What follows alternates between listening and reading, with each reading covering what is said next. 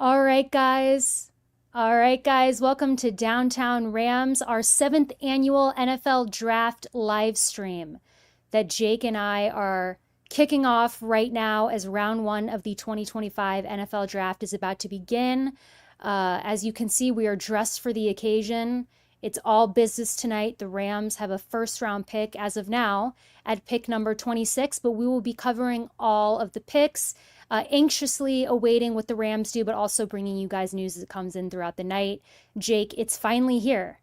I feel like we talk about the draft for so long, and now it's here. It's like I I know. almost don't know what to do with myself. All the preparation, all the hours, all the mock drafts, all the discussions of the offseason so far. Now it's time to find out. It's time to find out who these round one guys are going to, what teams they're going to be on, and who is, if anybody tonight, going to be a Los Angeles Ram.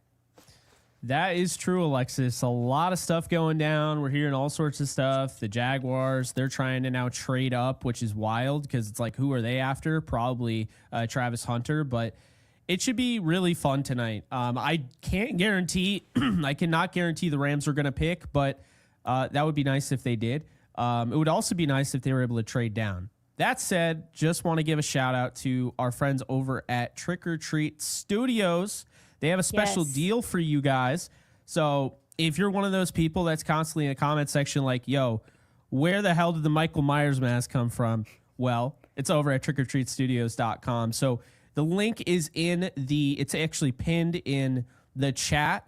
It's also in the description, will be in the comment section after this is posted. You can get 15% off on Trick or Treat Studios. That's masks, that's, action figures, whatever. You can get 15% off using the code TOTSJE. So be sure to use that code. And yeah, I'm excited. Really big shout out to Chris Zeffro, though, who made that happen. Really excited to partner with them. All 3 days, by the way, they're sponsoring. So Yeah. Thank you so much. Massive shout out to Trick or Treat Studios, sponsor of the stream. Very exciting stuff. And, as we go into, this draft, Jake, how are you feeling? I mean, let's start this way. Do you think that there's any question on who the Titans are taking number one? Because I think that no. 99.99% of us understand that it's going to be Cam Ward. I don't suspect that the Titans are going to shock us all and pull off a draft day upset, Jake. So I think going into, as the draft starts now in about 7 minutes, I think we're pretty safe to say that Cam Ward is about to be a Tennessee Titan. Yeah, I would be surprised if he wasn't. I'll just say that much. I love how I had my voice all day and now I'm choosing to lose it. Also, full disclosure, we're wearing suits. That doesn't mean that everything is going to go incredibly professional. And the reason Right. being is because every time that we do a Downtown Ram stream, this is our 7th year. None of us can do math, so we thought it was 6th this year. But it's our 7th annual draft stream. Every time Yep. we've done it, folks, and there has been a technical difficulty. So we apologize in advance. It normally happens on day 3 when there's 7 hours. But if it happens tonight or tomorrow or the next day, well, now you know why. Well, it was literally, Jake, I kid you not, when you said technical difficulties, your feed cut out, at least for me. Awesome. Right on Like, cue. I cannot make that up. I mean, no, it is a running joke, on Downtown Rams, as Jake said, that every year during the draft, they're just we always have like weird problems arise that we don't have all year. Like during the season, everything runs smoothly, and then we do our NFL draft stream. I don't know if it's because we get such high traffic.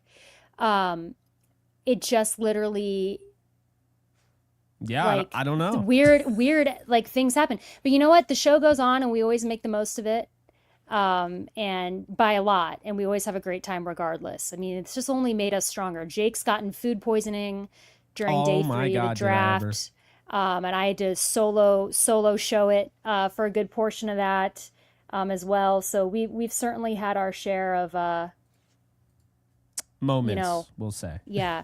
And I do want to say, so I don't have the chat up right now. I'm about to pull it up because Jake and I each have like a ton of screens. Jake has more screens than me. I've got a million tabs open, both in my brain and on my computer. But I am being notified that a lot of you guys in the chat are wishing my grandpa well. And I appreciate that. For anybody who doesn't know, my grandpa is in the hospital right now with pneumonia. And I wasn't sure if this weekend what my schedule was going to look like, because I was at the hospital a lot, and I was gonna have to be there and talk to doctors, and I didn't know when he's being discharged, so I wasn't sure what my schedule was going to be. So I posted about that a couple of days ago, and I just want to say thank you so much for all of the well wishes that you guys have been sending to me on social media ever since Tuesday night or Wednesday morning when I posted about it. Thank you for wishing him well. He is doing well. He's in the hospital still. He's going to be there throughout the weekend. So unfortunately, he's going to be watching the NFL draft from the hospital, but he will be watching. And Jake, I know a lot of us are watching right now. There's a lot of people I think that are just watching us. I love it when I get those messages because, Jake, we beat the stream a lot, don't we? We beat the NFL draft. We do. With help of from our friends on Twitter. So there, that, but still we do beat it. People even tell us to slow down. I mean, hey, we're not slowing down, but it's going to be fun. And shout out to Papa Don. I hope he's feeling better. And give it up to Alexis. A lot of stuff going on, and she's able to power through and do this once again. It is not easy. She's very busy, and I know I'm busy, but she's a different kind of busy. So the fact that we've been able to do this 7 freaking years in a row, I know. I think that's truly incredible. I mean, that's 13 hours of streaming. It is. That's a lot of streaming. It is a lot. I mean, because we are live the entire draft. And by the end of like day 3, Jake and I are like walking zombies because we've just been sitting in the same spot. And so Jake and I have like a process that I'll run you guys through as we keep going. But this is how Jake and I's method to the madness works during the NFL draft. We have locked down a system in 7 years, and this requires us being locked in, but Jake very much so, because here's what we do. Jake is the tech wizard, and he is updating the ticker on the screen. He's updating the graphics. He's updating a big board as we go. He's going to be throughout the night and Friday night and Saturday day putting things up on the screen for everybody. So all of the graphics of a great draft stream are included because of Jake. While Jake does that, my job is to have X open / Twitter, all the reporters pages who break the picks and leak the picks. I am like in charge of just like violently yelling out what the pick is, especially on day 3. Like we are like, I get the pick out. Jake makes sure everything is running smoothly, along with giving his awesome commentary. And that's the method that we have. It's very chaotic, but it works. And we have our roles, and we've been doing it for 7 years, and it seems to work. And we keep you guys updated as fast as we can. But what I'm saying is, by the end of day 3, Jake and I are like, oh yeah, I'm already zonked. I mean, it's a lot to get prepared for this, but we know how important it is, and we know how much you guys care. So obviously, we're gonna put in that work. I think that's actually kind of the underrated thing about doing this whole thing, Alexis, is that, well, I think a lot of people assume, we watch all this film and we give our thoughts on all these different players and whatnot for like content. But it's not just for those videos that I'm posting, for the tweets we're making. I mean, it's also for this portion, because we get really annoyed, and it'll happen because there's always somebody that gets drafted. You're like, I don't even know who that is. We get really annoyed when there's a player that's picked that we had never heard of or we were not prepared for. So we're going to try and keep that to a minimum today. No guarantees on day 3. But today we should know everybody that gets drafted, because if somebody gets drafted that we don't know, someone is getting fired, and it ain't Alexis and I. Yeah, that would be crazy. That has never happened. We've never not heard of a day 1 pick. No, that's but insane. When we get to day 3, that's there's so many draft prospects, as I'm sure you all know, and there's so many to go through, and we do our best. But yeah, when we get to day 3, there's definitely people who we haven't heard of, and there's also a lot of people who we have heard of and maybe just haven't had the time to get to their tape yet. So we're not able to give a full blown explanation or analysis or commentary. But yeah, I just day 1 should be pretty good.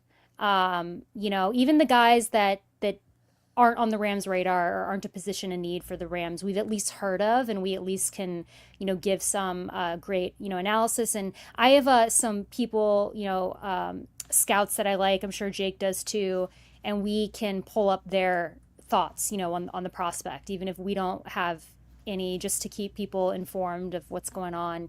Even though we are a Downtown Rams stream, we do like to, see what other teams are doing throughout the NFL competition, yes. Right? Gotta scout the competition.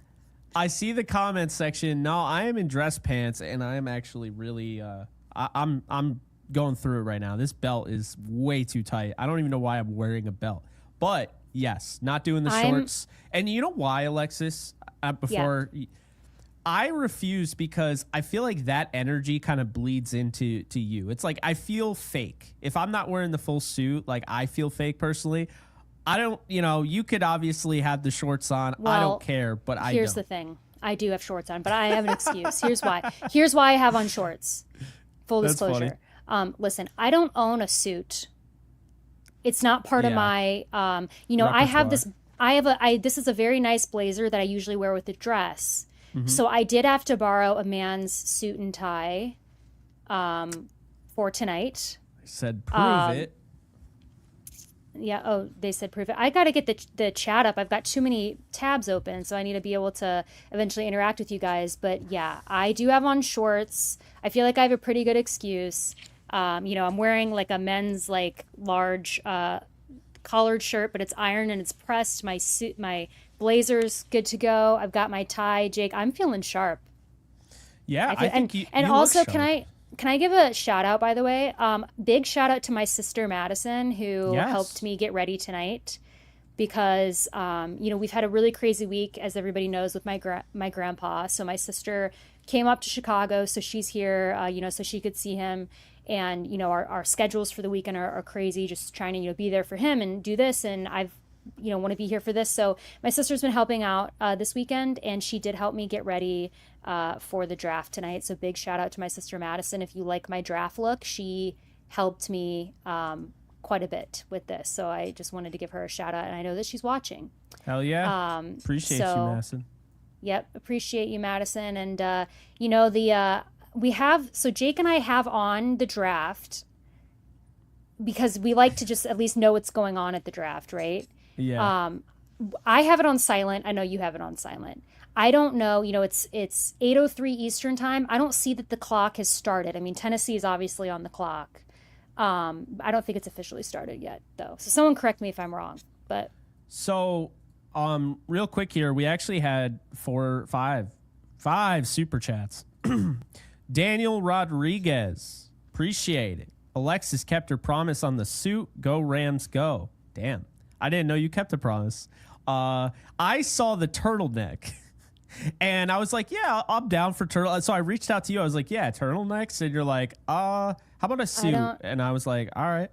I wanted to do that. I just felt something about a suit just felt right for me. We're in the zone. We're locked in. And there's not very often that I get to wear a suit. Like I said, I don't like own a suit. But you know what, Jake? After tonight, I might need to go get myself a power suit. Absolutely. Suits are power. Yeah. Yeah, and then you'll want to watch Suits, the show. So. Oh, don't take it that far. I know that you want me to. I do. To watch it. We'll see. It's on my list. I know that you really like it a lot. And you know what, Jake? We did unintentionally. What's that? I have on a navy tie, and you have on a yellow tie. We didn't even talk about it. With this with this microphone, the pop filter, I kind of feel like I should have gone with blue, but it is what it is. Well, it's all right, But like I like your sense of style. I do. Thank you. I appreciate it. Jay Carlos, thank you for the 5. Hope we draft Luther or Amos or Jihad. Trade back with the Bills. Z-Bot goes wild. Oh my God, Z-Bot would lose it. LOL. Hope your grandpa recovers soon, Alexis. Thank you. I appreciate it. Me too. Appreciate it, Jay Carlos. So then Matthew, good evening, guys. Member of 43 months. Let's not gloss over that little fact there. Appreciate you, Matthew. Good evening, guys. Jake looking dapper. Alexis looking awesome. Prayers to your grandpa, Alexis. Thank you so much. I appreciate it. It's very kind. Ruiz. Appreciate you, Ruiz, for the 5. Don't change Thank anything. you. Pizza day 2. Jake gets sick. Rams kill the draft. DTR in SoFi 2025. Let's make it happen, guys. Campbell, Burden, Higgins, Abuka, please. I like all 4 of those, so definitely wouldn't be against that. Appreciate you, Ruiz. Yeah. Thank you. Edwin, thank you for the 5. You both look awesome. I can't wait to experience the draft with all of you. I hope we trade our first round pick and we get Ramsey after the draft. I wouldn't rule it out. Would not rule it out. I wouldn't rule it out. I do also want to say, because I know we have a lot of people that are new here. My monitor's in my lap. I always clarify that. So this is where I am. I have a laptop in my lap. I've got a screen up here. I've got my camera here. But if you see me looking down, that's because I've got my notes here and I've got the chat here and I've got my camera view here and where Jake is, I mean. So if you ever see me looking down, it's because of this. It's just out of frame. So I just like to clarify that for people who are new, so you don't think I'm like texting or like not participating. That's my work screen. So that's where we're at, Jake. Thank you, Brad. Thank you, Brad. Appreciate the 10. Mel Kiper don't stand a chance against you two. LFG. All right. Hell yeah. We're off to a great start.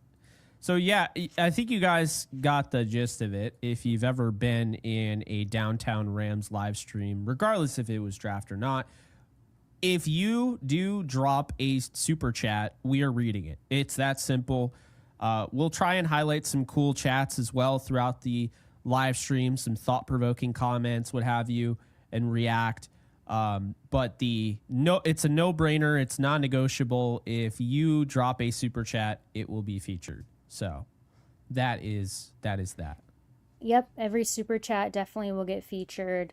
Right now, I am looking down right now, Jake. I'm sharing the link out one last time for people, making sure we got it out there because I get some messages about link, for draft. Oh, yeah. So I got to make sure that, we I get this out here. So that's why I'm looking down at the moment. So I have the draft screen on, by the way. I see Roger Goodell. That's where I'm at on the draft. For anybody who's not watching, currently Roger Goodell is on the stage. I'm sure he got booed. I don't have the sound on, but that's where we're at. So right now, the Browns are considering trading that number 2 pick. It looks like, according to Jordan Schultz. Serious calls about number 2 earlier this morning. They believe all along that at least 1 or 2 super strong offers will come in as the draft approaches, and that belief still holds inside the building per multiple sources. So that's a team to look out for. Interesting. So I'm going to pull up that. I'm going to check the chat, guys. I want to make sure I'm scrolling through the. Denver Broncos are now making an aggressive push to get into the top 10 per sources, according to Diana Rossini. So we're already off and running here. Someone in the chat already trolled. I will say this is the one thing about this is you can't troll us in the chat because we just might. I'm just not even. You can, but then I might make sure that there are multiple reports before I say, like, if I see one person that say Rams traded the pick or whatever, I'm like, whatever. I've already seen that Rams. Yeah, I've already seen that Rams traded to number 1, that 49ers traded to number 2. Unfortunately, so Fly By Night, love the name, of course, dropped $5 for us. Super sticker. But it just says super sticker because, well, I don't know. StreamYard ain't having it together. That is really kind of unacceptable at this point. They don't have that integration, but we appreciate you, Fly By Night.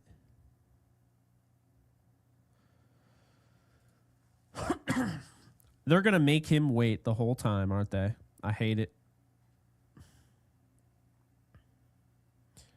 I will say, I think the Rams, I know a lot of you are Rams fans. I think the Rams are 100% trading the pick. Whether that's up or down, we'll see. But I think they're 100% trading the pick. You're muted, by the way. My bad. I'm sorry about that. I always mute if I'm typing aggressively, trying to find information, because I don't want people to like hear my keyboard and like it be distracting. That's fair. I am inclined to think they trade down, in my opinion. If it were me, now it depends on how the board falls. If there's someone they love, I won't be shocked if they trade up. But my opinion is it might be wise to try and trade down because remember, the Rams don't have a second round pick, right? We traded it last draft in the Fisk deal. So you're at 26. If you could get some capital, you know, for 2026 or for the second round, go for it, you know? Well, sorry, I take that back. The only way I would trade down is if you at least get a second round pick, right?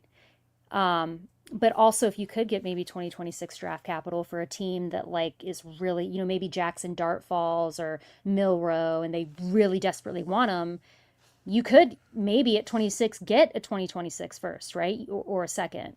Yeah. So that's always something to keep in mind. I'm inclined to think that if they're going to trade, it's going to be down. But who knows? I mean, it really depends on how things fall. What do you guys think? Drop it in the chat. Yeah, I'm really curious what's going on with the Broncos here. I'm really curious about what happens to certain players that were getting mocked pretty much all throughout mock season in the top 10. Now, all of a sudden, oh, yeah, they're falling out of the top 10. You look at Teteroa McMillan. You look at Tyler Warren. You look at guys like that. Will Johnson wasn't even in.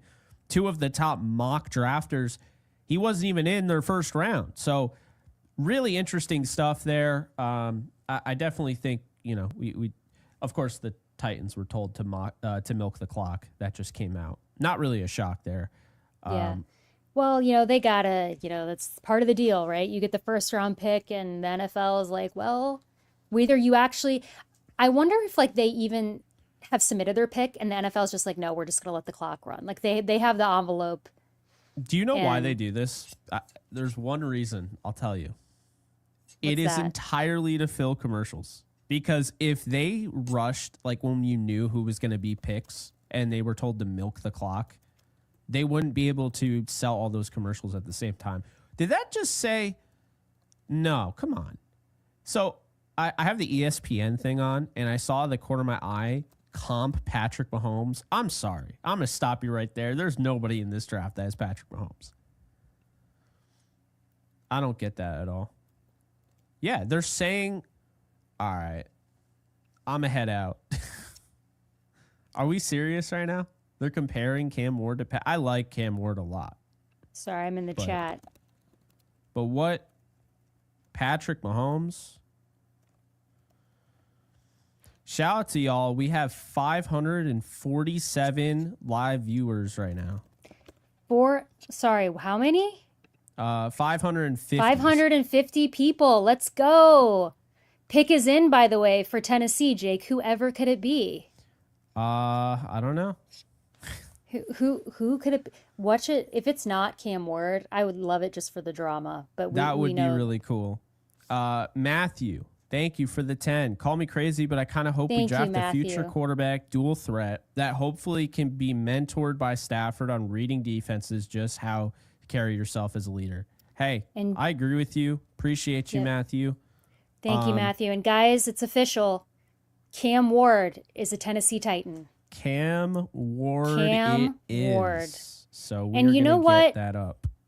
Good for him. And I remember a time not too long ago. I want to say it was maybe even 5 or 6 months ago. There was, you know, a lot of people kept saying that Cam Ward was second to Sanders.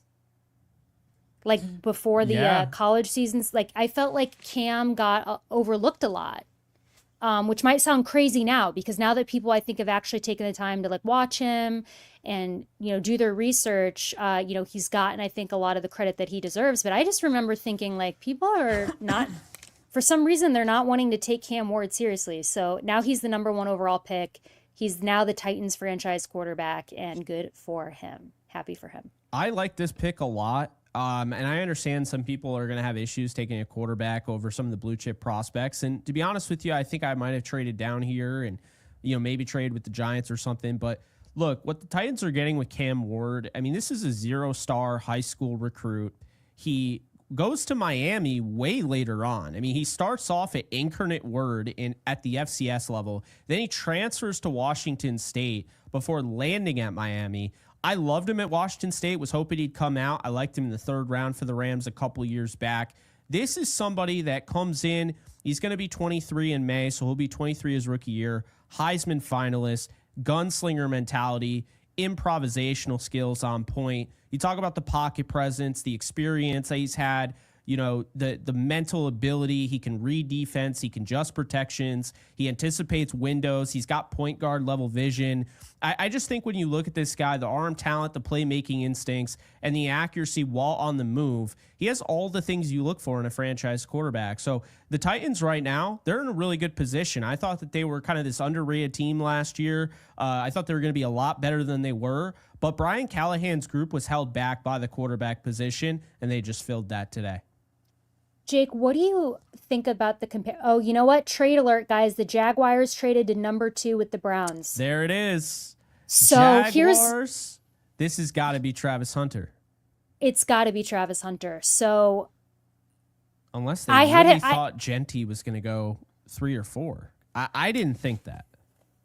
I just think the Jaguars...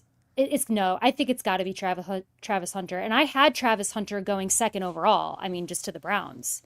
Yeah. So the Browns must have decided that, they had somebody else that they're targeting other than Travis Hunter. And the Jaguars obviously decided that that's who they want. So let's get confirmation on that. So I have I'm going to put it in the ticker here, but I actually have the trade details. They're going to be right in the ticker. And we have it. Browns are trading the number 2 overall pick and 104 in the 4th round and a 6th rounder, 200, to the Jaguars in exchange for the 5th overall pick, 2nd round pick at 36, and a 4th round pick at 126. The Jaguars also trade away their 2026 1st round pick. That is a ton to move up 3 spots. A ton. That is a ton. It's got to be for it. I think it's got to be for Travis Hunter. Listen, a lot of people are, there's a lot of mixed opinions. I think that's a lot, but I think the Jaguars must really, the Jaguars are obviously on the side. If this is Travis Hunter, and I haven't seen that it is, but I'm going to assume that it is just, I don't think it's a running back because they've got Etienne and I don't know. I think it's Travis Hunter. I haven't seen confirmation of that, but here's what I'll say if it's Travis Hunter. A lot of teams supposedly, he is a receiver and a cornerback, and he's very good at both positions. He's my number 1 rated receiver and my number 1 rated corner, right? So potentially a generational player.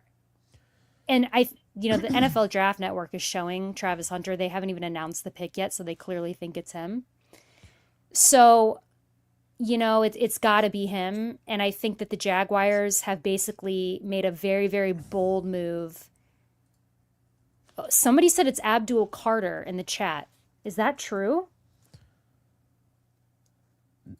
So they traded away, like the Browns. I mean, we all know the Browns want Jalen Milroe in the 2nd round because they have 2 picks inside the 2nd round. Oh, they said it's a guess. I was about to say that I am willing to bet that this is Travis Hunter, Jake. I mean, I don't know if you think there's another guy this could potentially be. I guess I didn't really give you a chance to say. What do you think? I think it's probably Travis Hunter, but I guess I could see Genty if they love him that much. I just think it's ridiculous to move up 3 spots. You're gonna give away your 2026 1st round pick. I don't like this at all for them. I think this is a lot. So it's Travis Hunter. Looks like that's confirmed. Again, I just think, generational talent in the eyes of many. And, the Jaguars just made a really, really big move. I feel like they gave up a lot, but they clearly think that it's worth it. Wow, the stream is so behind. Sorry, guys. I was just looking at the NFL draft stream just to see if it was like remotely even close, and it's not. So I don't know why they are so behind every year. Everybody's, if you're on Twitter, I mean, it just comes in immediately. Oh, yeah. But the NFL draft, they're trying to get all their ads in. They're trying to make it as long as possible. Exactly. They are taking forever. Chat. The Giants are up next, and I think that this has got to be Abdul Carter. I'm going to look at the chat and see what you guys think. So, did you want me to talk about Travis Hunter at all? Oh, yeah. Sorry. Go for it.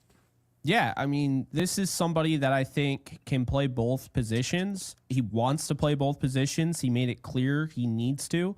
Wide receiver, cornerback here.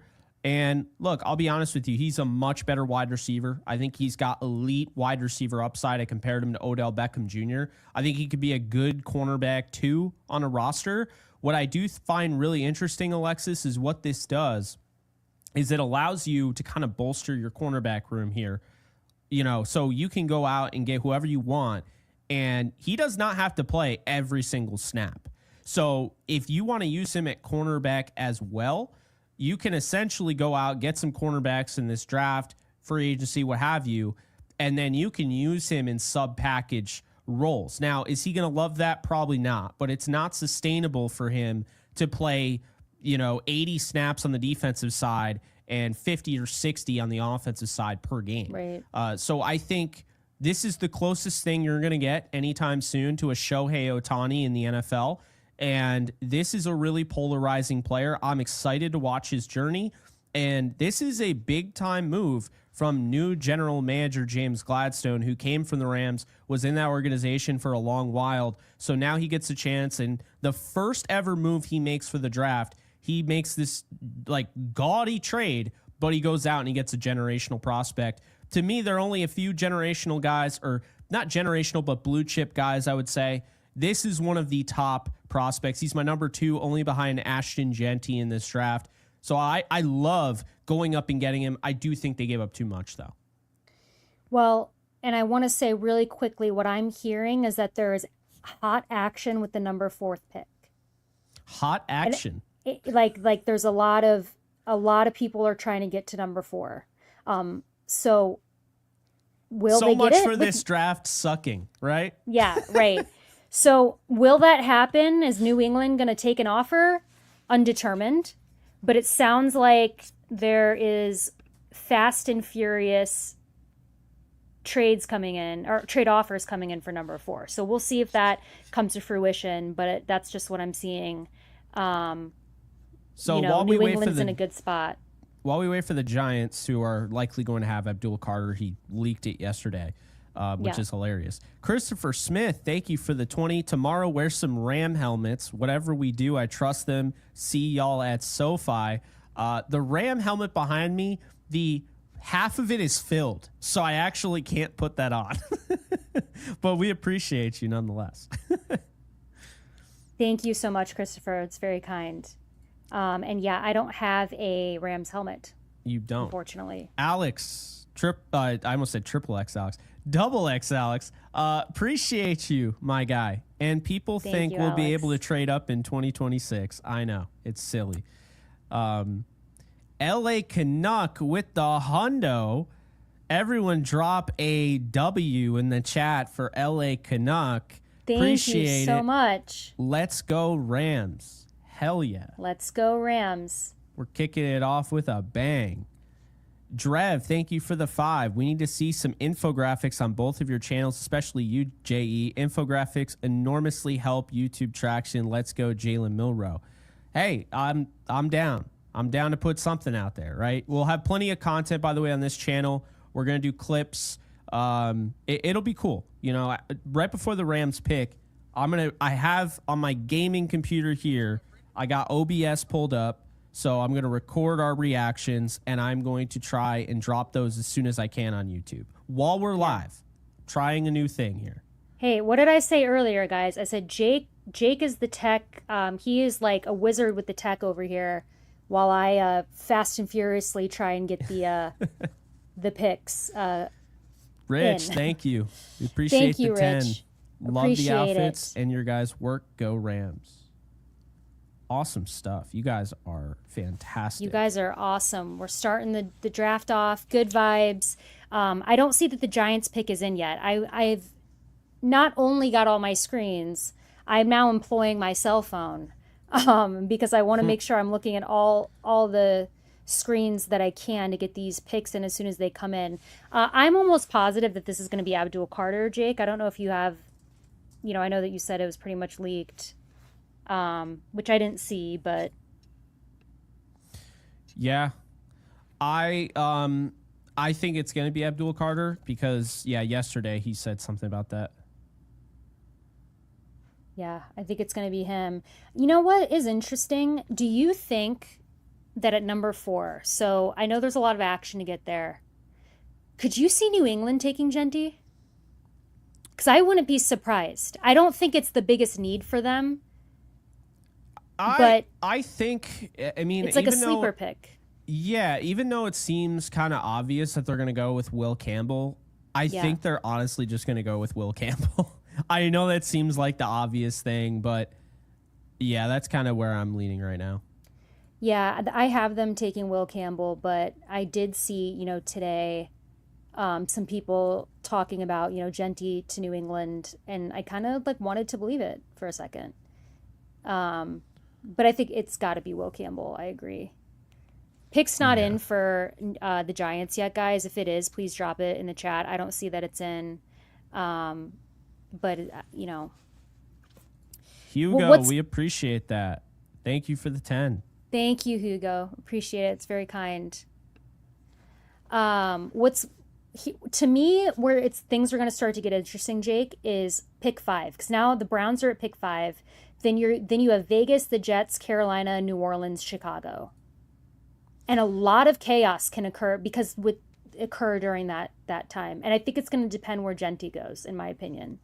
Yeah. No, I agree with you there. I think obviously at pick 4, if Campbell goes there, the draft will kind of look very similar to how mock drafts are. But if the Patriots deviate from that and they take a different player, we could see a whole shakeup of the draft. So I'm really excited to see how this goes down. And I think I missed a super chat. So I want to make sure here, because everybody gets read, without a doubt. It looks like I missed Dopes28. Thank you for the 5. Hope Thank you guys so much. make it to So Fine this upcoming season. We appreciate you. I definitely plan on going. Thank you so much. And yes, I hope that we make it there too. And the Giants have selected Penn State pass rusher Abdul Carter officially. Would have been so funny if you said Penn State safety. It'd be like, they took Kevin right Winston? There? Kevin Winston Jr.? Isn't he your second rated safety? He is. I like him a lot. I just wouldn't take him number 3 overall. Well, right. Yeah, I wanted to like Xavier Watts more, but I just couldn't. I thought Kevin Winston Jr.'s tape was crazy. Yeah, I like Xavier Watts. But I like him. He's number 3 for me. He's number 3 for me too. Oh, okay. I do think that he is going to slide to the second round. Mm-hmm. I think that's a fair spot for him. Yeah. Yeah, we'll see. Now, after New England, like I said, I'm very curious at what Cleveland does at 5. Let me pull up the chat. I'm trying to check the chat as often as I can while also keeping up with all of the chatter on Twitter and all the scouts and what everybody is thinking is going to happen. By the way, this is an interesting pick because the Giants, what a lot of people might not understand is Kayvon Thibodeau is going to have to get paid soon. So he could end up getting traded in this draft. I wouldn't be surprised at all. I didn't even think about that. Yeah. I just figured that they would use both of them. It's a valid point, but it's going to I'm be just fun for a saying. while if they're playing together. If he doesn't get traded and they're both out there, now we've got New England on the clock. Jake, it sounds like we're in agreement that it's going to be Campbell. Yeah, I think it's going to be Campbell. Real quick on Carter. This is a player that is really close to being a blue chipper for me. Elite athlete. I mean, 4.48 40 time. Pass rush prowess there. This is a guy that had a 22.8 pass rush win rate. He's very versatile. He's got a high motor. He's very intense. He has the ability to win in run defense as well. He's really young, only 21 years of age. By the way, Alexis, he turned 21 in January. So this is a really young 21-year-old that you're getting. A lot of upside here. The instincts are there. The play recognition is there. I do have some concerns, though. There were some off-field stuff. There's limited experience at edge as well because he was an off-ball backer. He doesn't really have much of a pass rush plan right now. He's really just trying to win with his athleticism, and he's on the ground a lot. So he needs to, be a little bit better with his balance, playing in control. But I really do like this pick for the Giants. I like that they didn't just draft the quarterback. They took the best guy on their board, and I think Abdul Carter is going to fit in nicely in New York. What's funny about Abdul, well, I don't know if it's funny, but about him is, when I was reading up about him, I saw a lot of comparisons to Thibodeau, player comps. And he is similar, yeah. And who else I saw him compared to? Who's that? Your guy, Chop Robinson.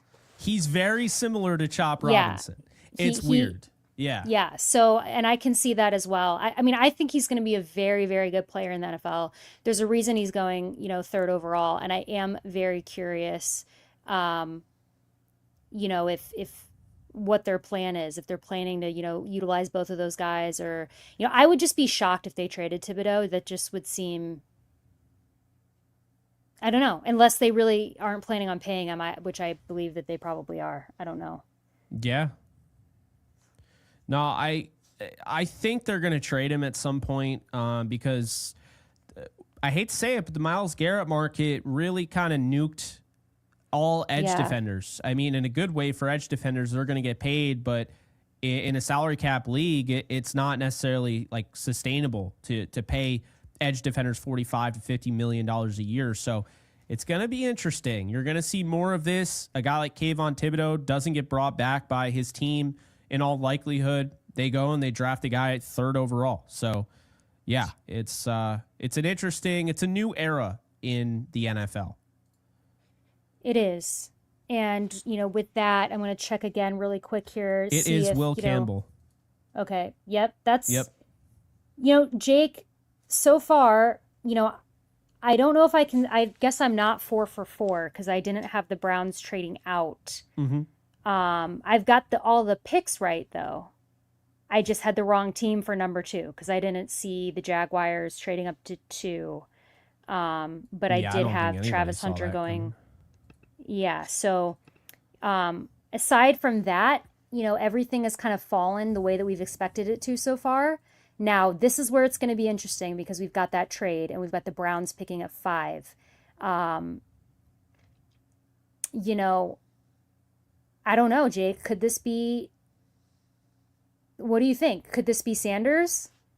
Could this be, Genty? What are they thinking here? I guess now I've got to, reconsider. Maybe Mason Graham? I think this is really interesting because you're right. You do bring up a great point. What are they going to do? It really... It's hard to say. I could see them trading down again, to be honest with you. They could. They're in a very good spot, them too. Adding Mason Graham to that offensive or that defensive line. So yeah. I could also see that. I'm not saying that's what they'll do, but I could see them go that route. It's really interesting, though, Alexis, because this really does change a lot of different things. So right now, if we're being honest, this is either, well, maybe it's Genty. So he does go at 5, like a lot of people are saying, and maybe he just goes to the Browns. I mean, do you think I could see the Bears trading up for 5 to take Genty? Well, that's the thing. I'm waiting for them. They might want to trade down. This is the draft to accumulate a lot of picks on day 2 because day 2 it's loaded. So I really wouldn't rule that out. I could see Membu as well. I could see there's a lot of talk about Kelvin Banks Jr. can play guard, can play tackle, really good foot speed. I could see that. So, we're gonna see, but my gut tells me that if the Browns stay here, I kind of feel like it's got to be Mason Graham. I don't know. I actually feel really unconfident about this now. I had them taking Hunter at 2. I don't know that there's a corner. Like, I don't know that it's going to be like Will Johnson here. So real quick before we get into that, just real quick on anybody that's interested in the breakdown, Will Campbell does make a lot of sense for the Patriots. They need a tackle. They get one. Elite athlete. He's got refined technique. He's really, really stout as a pass protector. He's also really good as a run blocker, really high football IQ. And this guy's a leader, high character player. The biggest issue that people had with him was his arm length, which I think is ridiculous because it's just below the adequate level of arm length. We're talking about 33 inches. He's 32, and I think it's 7/8. It's like he's not that far off.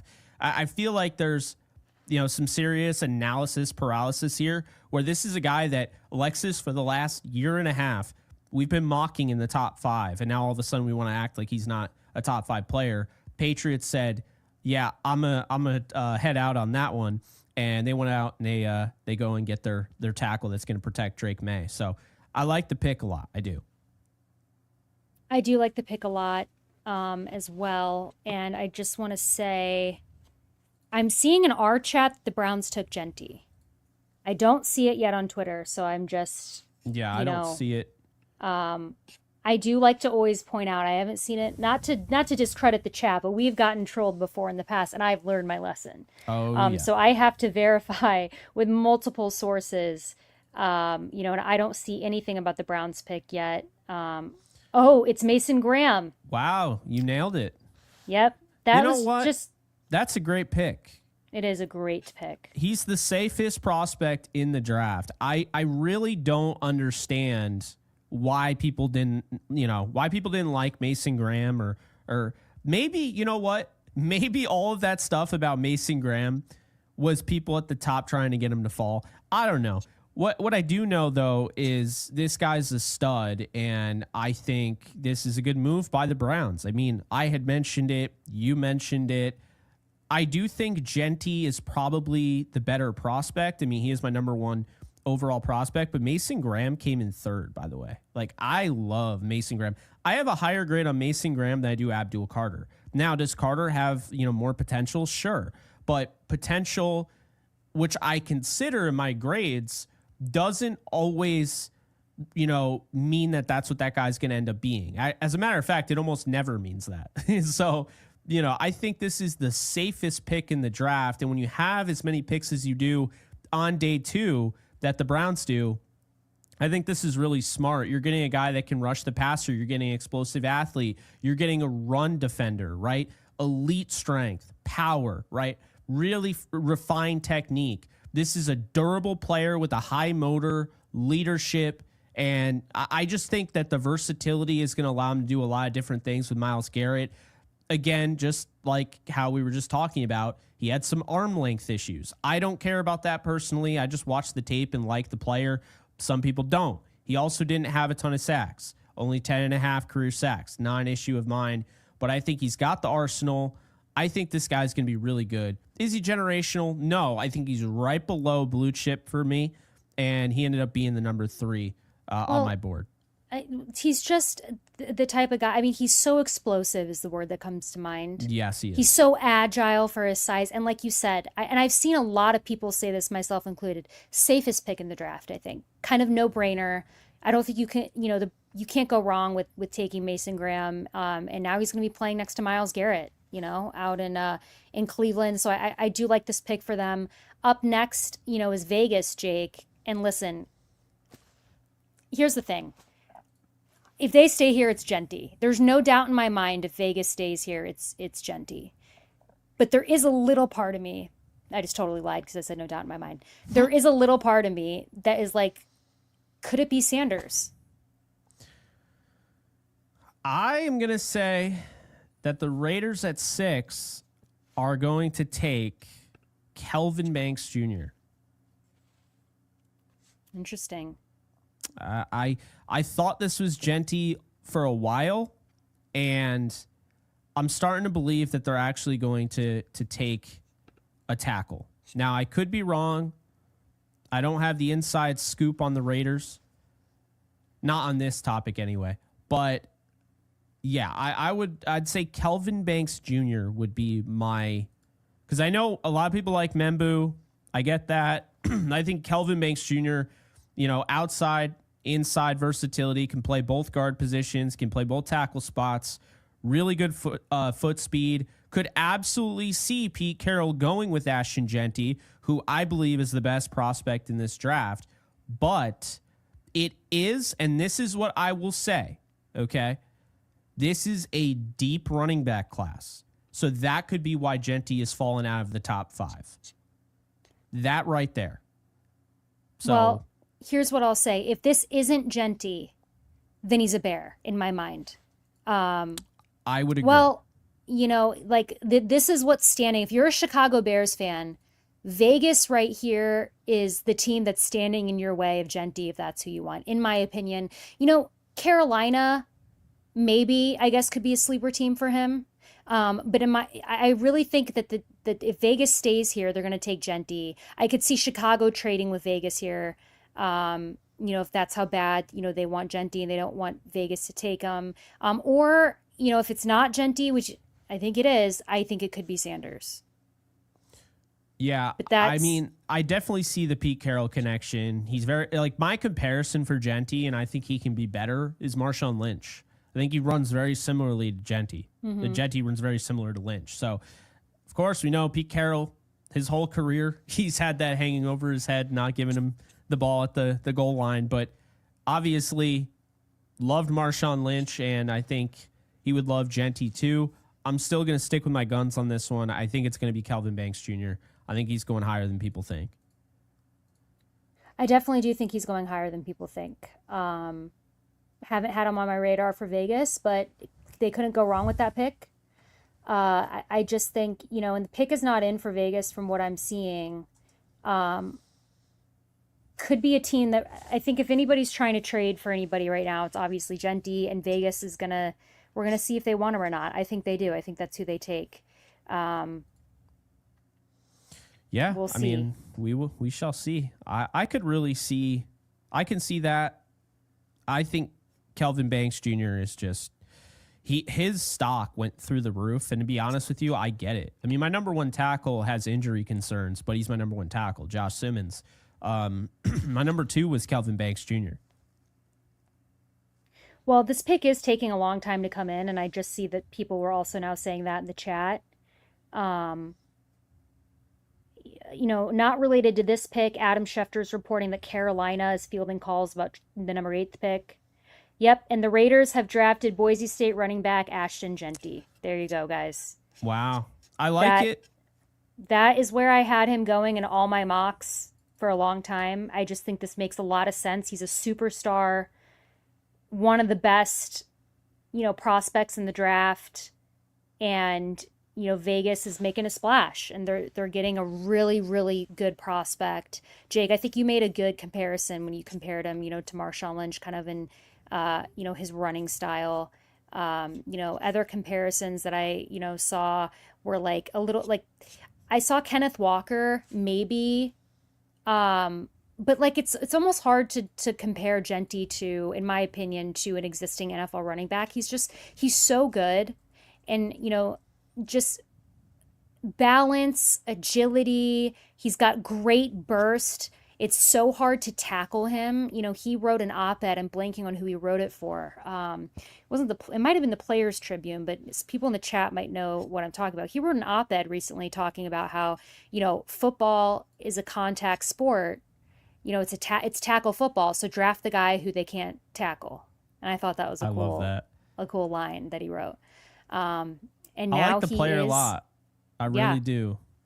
I think, when you look at Genty, elite contact balance, which kind of the op-ed tells you. But if you don't believe me, I mean, he missed 100. He forced 170 missed tackles. So that's insane. He's almost impossible to bring down. He put Boise State on the map. I mean, Boise State was so much fun to watch just because of Genty, right? The vision's really good. He's got the lateral agility, the 3-down versatility. He's an explosive playmaker. I mean, this guy had some crazy numbers, Alexis. We're talking touchdowns in the 20s, almost near the 30s. The production, the accolades. I mean, he was fantastic. But the thing that I find really interesting, he had 373 carries and did not have an injury. So he has been a workhorse. He plays through stuff, right? He's a smart football player, conscientious. I think the big thing with him, the receiving development is going to need to get better at the next level. I do think also pass protection, he's good. I think you want him to be great if you're picking him there. And he doesn't have, while you think about elite running backs, he doesn't have your top-notch elite breakaway speed. I think that's why he didn't run the 40 time, Alexis. But regardless, it doesn't matter. He goes 6 here. And everything else, speed is so overrated. Just look at Kyron Williams. Is he an absolute burner? No, but he just had 2 back-to-back 1,000-yard seasons as a 5th rounder, and he has over 30 touchdowns in 2 years. Sometimes speed isn't everything. Most of the time it's not. Genty is still fast enough for the league. If he runs in the 4.5s, who gives a rip? 4.5 on the field is very fast even still. I mean, I think he's one of the best, if not the best, running back prospect that we've seen in a really long time. So very good pick by Vegas. Yeah. And I also want to, the Jets are up next, guys. And my opinion is that they're going to take either Tyler Warren or an offensive tackle. I've had them taking an offensive tackle here. I'm blanking on his name, Jake, the tackle from Mizzou. Armand Membu. Yes. Yeah, so Membu. I think it's either going to be him or Warren here with the Jets at 7. Me too. This will change the whole landscape of this draft because if they get Membu here, then now you have Tyler Warren potentially falling outside the top 10. If they don't take Membu and they go with Tyler Warren, well, now I think you get a panic trade up for Colston Loveland just outside of the top 10. This is where, like, getting drafted certain spots doesn't necessarily mean the guy was worth it. Sometimes you have these panic picks and trade ups and what have you. And that's the amazing thing. When you talk about guys that could go in the top 10, going in the top 10 is an exciting little thing to have. Going in the top 5 is exciting. But those labels don't really mean anything at the end of the day. And we see it all the time. Top 10 guys that are top 10 guys, Alexis, fall outside the top 10 routinely. So those are my thoughts on that. I just wanted to throw that out there. And, and I agree with what you're saying, too, especially, I think in regards to Warren, because there's a couple of teams that I could see targeting Warren. The Jets being one of them. I think the Saints are very much in play. I don't buy that Chicago's targeting a tight end. I think people are kind of underestimating how much they use Cole Kmet and, what Cole Kmet brings to that offense. Not I that, agree. Warren wouldn't add to that offense, but there's other needs that the Bears have. I could see Warren. I think he's going to fall to Indy. Unless somebody trades up. I think if there's no trades. Unless he goes here. Right. Yeah. If he doesn't go here, I think he's going to go to Indianapolis. Maybe the Saints. But I just don't think so because I think that they paid Johnson. I'm recently, very curious to see where he goes. We got 3 super chats I want to throw up here. Bright Brass. I wanted to say that without saying Bright Bass because I knew I was going to say that. Thank you for the 5. Love your content, J&A. Let's go Rams. Absolutely. Appreciate you. Keith, how you doing, man? Thank you for the 10. Hey, Jake, great draft stream. Do you and your dad friends still watch Rams games at that bar in Clifton Park? We do not, unfortunately. But I do remember Keith actually drove out to watch a Rams game with us. So that was cool. I think that was the Rams Steelers with the Goff throw that they called it. Instead, it was an obvious incomplete pass. They called it a fumble, and they lost the game because of it. Never forget. Thank you, Keith. Wildman Samurai, thank you for the 20.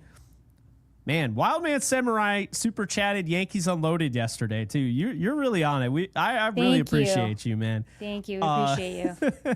Thank you for the 20. I know it's the first round, but I'm already excited for Hawaiian pizza and the Saturday Jake Alexis show. Hey, Jake, no flu this year, okay? You guys rock. Go Rams. Hey, man. He's talking about my pizza. He's talking about your pizza. He's talking about, for those of you who don't know, I don't care that it's out there. And I did get food poisoning last year. That is confirmed. So. And by the way, guys, the Jets took Membu. Okay. And you know what? That is fascinating. I am 7 for 7 on picks. The only thing I was wrong, I just was wrong about the teams because of that trade. So I just want to throw that out there. That is fascinating, Alexis, because now, see, I think this bodes well for the Rams. It does. I understand it's early on. I get that. And there's not everybody's a Rams fan that's watching, but the majority of you are. So we'll have, some Rams-centric stuff here and there. This bodes well for the Rams. They were never going to take Membu. I don't think they're looking at an offensive tackle. Everything that I've been told throughout the entire draft process is they're looking for an offensive weapon, okay, early on. Now, does that mean early second rounder via a trade back? Potentially. Does that mean in the third round? I would still say that's early, right? But early on, they are looking for an offensive weapon. And Tyler Warren falling isn't just saying, oh, yeah, the Rams will trade for Tyler Warren, but it allows other guys to fall. If Warren goes here, other guys are going to go not long after. We don't want to see a run on wide receivers or tight ends. That's just my take. Correct. And also worth noting, like I said earlier, I'm still seeing that Carolina has been actively fielding calls still for this next pick. Do they trade it? We don't know yet. I haven't seen that that's confirmed. I just know that all the, Schefter was reporting that they're fielding calls. I'm seeing other reporters saying that Carolina's still fielding calls. So who knows? Pick is not in yet at all for Carolina. So, if they don't trade this pick, I think they're taking McMillan out of Arizona. Carolina, you say? Yeah, that's who I have them taking. I had them taking Jalen Walker. It's interesting the way the board has fallen because Genti just went off and then Membu. So those have been kind of the consensus guys. Could they go Warren, give a young quarterback an offensive weapon? You mentioned McMillan. I think he's in play here. I don't know if I necessarily buy the fall, but, I think that would be cool to have him maybe as an option down the road. But, I would say probably those guys, Alexis. I think they also have a need at defensive back. This seems a little bit early for any of those guys. Maybe a Jahdae Barron, although, again, feels early, but former Rams coach Ejiro Evero. He's got a good defense. I mean, if they want to add to it, I think there's some options here. Well, they just paid was it J.C. Horn? Yes. So you could pair somebody that would be nasty pairing who by the way is actually the son of Joe Horn. There's a lot of people that are pushing around this false narrative that Jimmy Horn Jr. is the son of Joe Horn because he plays wide receiver. Nah, guys. J.C. Horn is the son of Joe Horn. I find that funny. I don't know if you saw that, but it made me laugh. So, interesting tidbit, by the way, because we talked about this earlier. So, Giants general manager, is it Joe Schoen? I never remember. Joe Schoen just said that they're picking up Thibodeau's 5th-year contract option. They just made that be known. So okay, I mean that makes sense. Yeah, if you're gonna have both of those guys. Hey, that's a very good defensive line that's been created over there in New York. I don't see Carolina's pick is in yet, guys. They could still be trying to trade this. We'll see.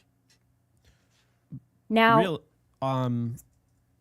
real quick, because I don't know if we talked about Membu at all, but he's got really good length. Arm length there. He's not as tall as you would want, but I think the Jets, this makes a lot of sense. You pair him with Olu Fashanu last year. Justin Fields actually has tackles, Alexis. He has tackles that can protect him, and that is a good thing. I mean, he's excellent in pass pro, did not allow a sack or a quarterback hit in 2024. Only 9 pressures. So Justin Fields is getting a good one here. Powerful run blocker. This is a guy that raised pretty quickly up the boards after quickly after boards after the combine. But I get it. He wasn't as high on my board, although I do have a first round grade on him, but I get the intrigue and the excitement about him. I do. And so I've said, and I don't know that there's been a trade yet. I just feel like it would have been announced. So my gut is that Carolina takes McMillan. The Saints pick is where I'm going to maybe be a little bit bold. And thank you, Wolf. I just saw that. I just pulled our screen back up. Yes, thank you, Wolf. Sorry, Thank the super you. sticker. So it's just a super sticker. Oh, man. I think, and again, this is bold, maybe. I think the Saints are probably going to take Sanders. Because Carr is in a bad situation right now with his shoulder. I haven't seen an update on that. I did, and now I no longer believe it. Oh, you think that was a smokescreen?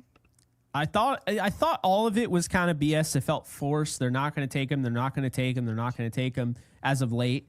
And I truly believe that was BS. I think they're going to take Mykel Williams out of Georgia. I think he's going to go a lot higher than any of those mock drafters have him. Actually, some of them do have him pretty high, but the mock draft simulators have him really low. I think he's going to go a lot higher than the simulators.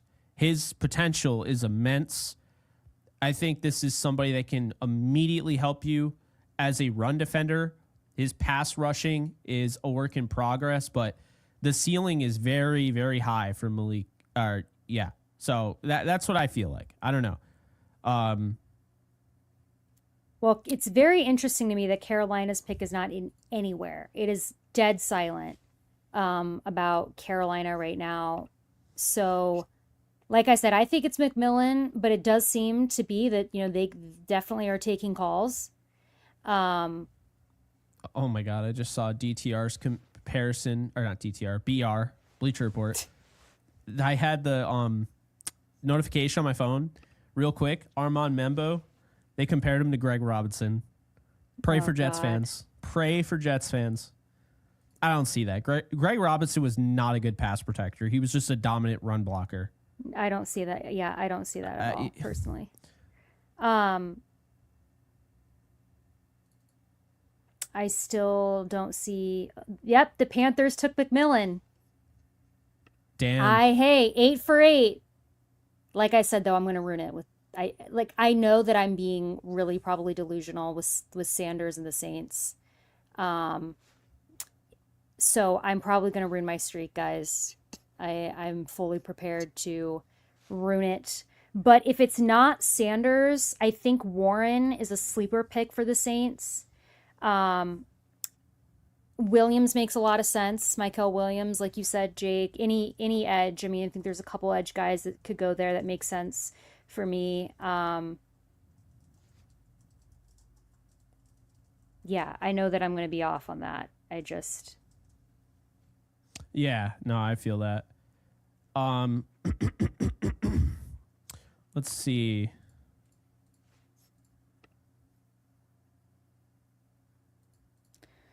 I don't know. I mean, the thing about Tyler Warren to the Saints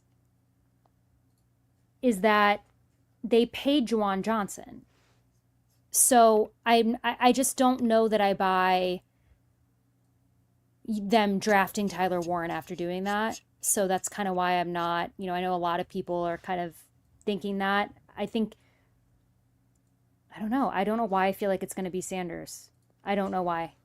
I think it's going to be Mykel Williams.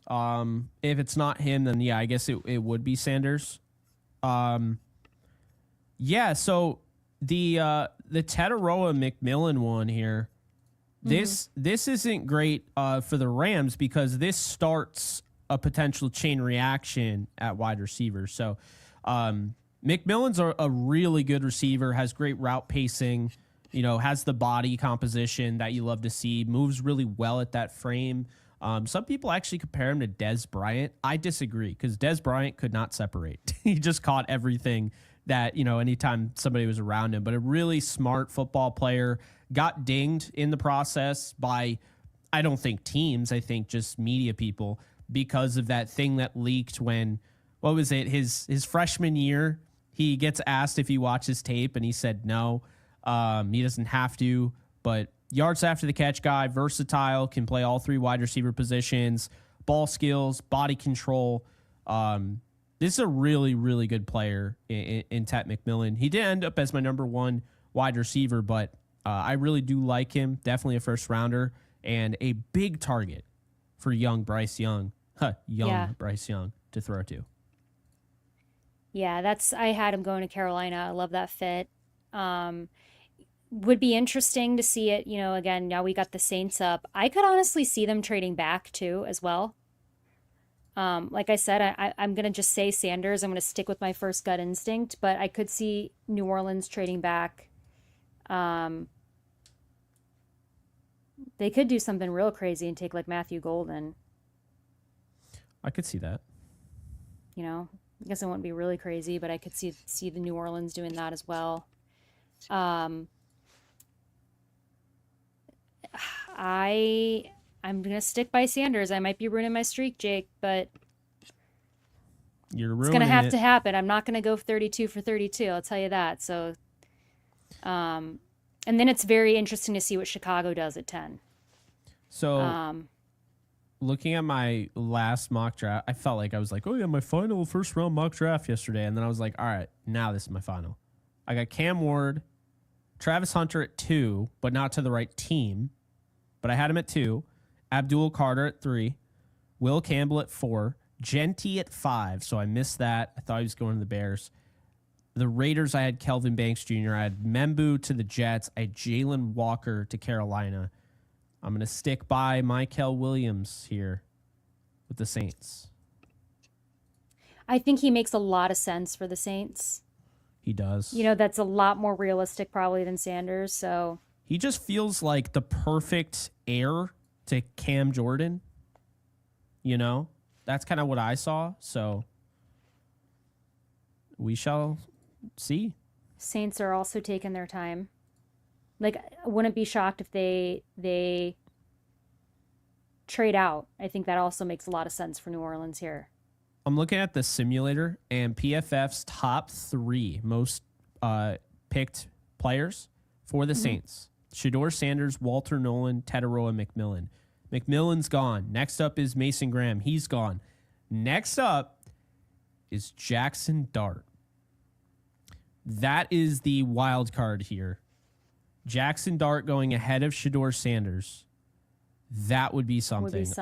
I'd be very happy. And by the way, shout out right now. We've got 745 people watching us across all platforms right now. Thank you guys for tuning in. Appreciate you guys. Jake and I are awaiting the Saints pick. My prediction is, my prediction is Sanders, which I know is like maybe a little delusional. Jake is going Mykel Williams. He should go here. They need a quarterback. Yeah. I mean, we'll see. The Saints are taking their time too, by the way. Yeah. Carolina, we know, was actively looking at trading the pick. They didn't. They ended up taking McMillan. Now you got the Saints. Yeah, this is... We've also fallen a bit behind, I think. That the draft has caught up with reporters. The NFL might have gotten their hands in there from what I'm seeing. Yeah. Schefter and Rappaport are now just reporting the Panthers pick. So they were all ahead, and then I think Roger Goodell put the kibosh on that and said, enough. Stop spoiling picks. He's had enough. He had his ninjas, like, waiting in the back. What are they? The garrote, the thing around the neck? And so in the chat, somebody asked how they could see my picks. I didn't post them in here. I've just been reading them as people come up. I probably should have done that. Mine are on Twitter. I'll tell you. So Did I? just I don't know if I posted put my all of mine on Twitter. mock draft. So what I'm gonna say is that I've got Sanders it's going. Kelvin Banks Jr. Ooh, okay. I like this pick. I really like this player. I told you. So I really like Kelvin Banks Jr. now I'm 8 for 9, and what I'll say now is I'm gonna be 7 for 9 because I had him going to Chicago. So now I can't have that, which means I'm going to be 7 for 9. So I've deducted points, but love this pick for New Orleans. I just am curious about quarterback for them, Jake. Now I'm, if this news about Carr is legit. Yeah, it's interesting right now. I mean, you're getting a really, really young player that has way higher of a floor than people would expect at 21. He won't be 22 until November. He had comparisons from a lot of people to DeBrickashaw Ferguson. So that's why I thought maybe the Jets might be interested. But no, you look at the Saints offensive line. They got Fuaga, who I absolutely love last year. They had Ramchick retire. And so I think they're either going to play this man at left tackle and move Fuaga back to his original position at right tackle, or they're going to kick him inside at guard because they do have Trevor Penning. They have Ezerim from last year's draft. You got Cesar Ruiz at right guard. You got Eric McCoy at center. They brought in Dylan Ray-Dunes. They brought in Will Clapp. They have Nick Saldiveri, who they spent a decently high pick on in 2023. I would imagine they're going to play Banks at left tackle. I think when you draft a tackle this early on, I think he's going to play left tackle here for the New Orleans Saints. I think it's a great pick. I just don't know who's playing quarterback. I don't know who's playing quarterback either. I just want to say, everybody, my grandpa just texted me and he is watching. So hello, Grandpa. Oh, that's awesome. Thank you for tuning in. The Bears are almost up. The Bears are up now. Because they're up now? Okay. Wait. Yeah, because the Saints picked Banks, so the Bears are up. I think that the Bears should trade back, personally. I got to go and find my message I sent to Papa Don because he asked me who the Bears should go after. And I no longer remember because so much happened since I thought they were going to trade up for Genti. So I got to look that up for sure. So we'll see who they pick. I'm telling my grandpa, like I'm telling all of you, is that I think they should trade back.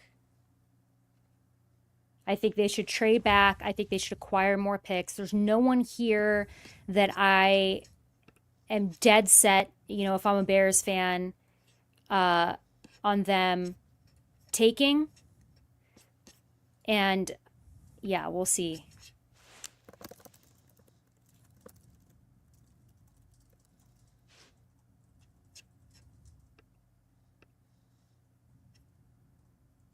So, Grandpa, if you're watching, I know that you probably can't see the chat, but everybody in the chat is saying hi to you and wishing you well, and I know they all want you to get a good pick.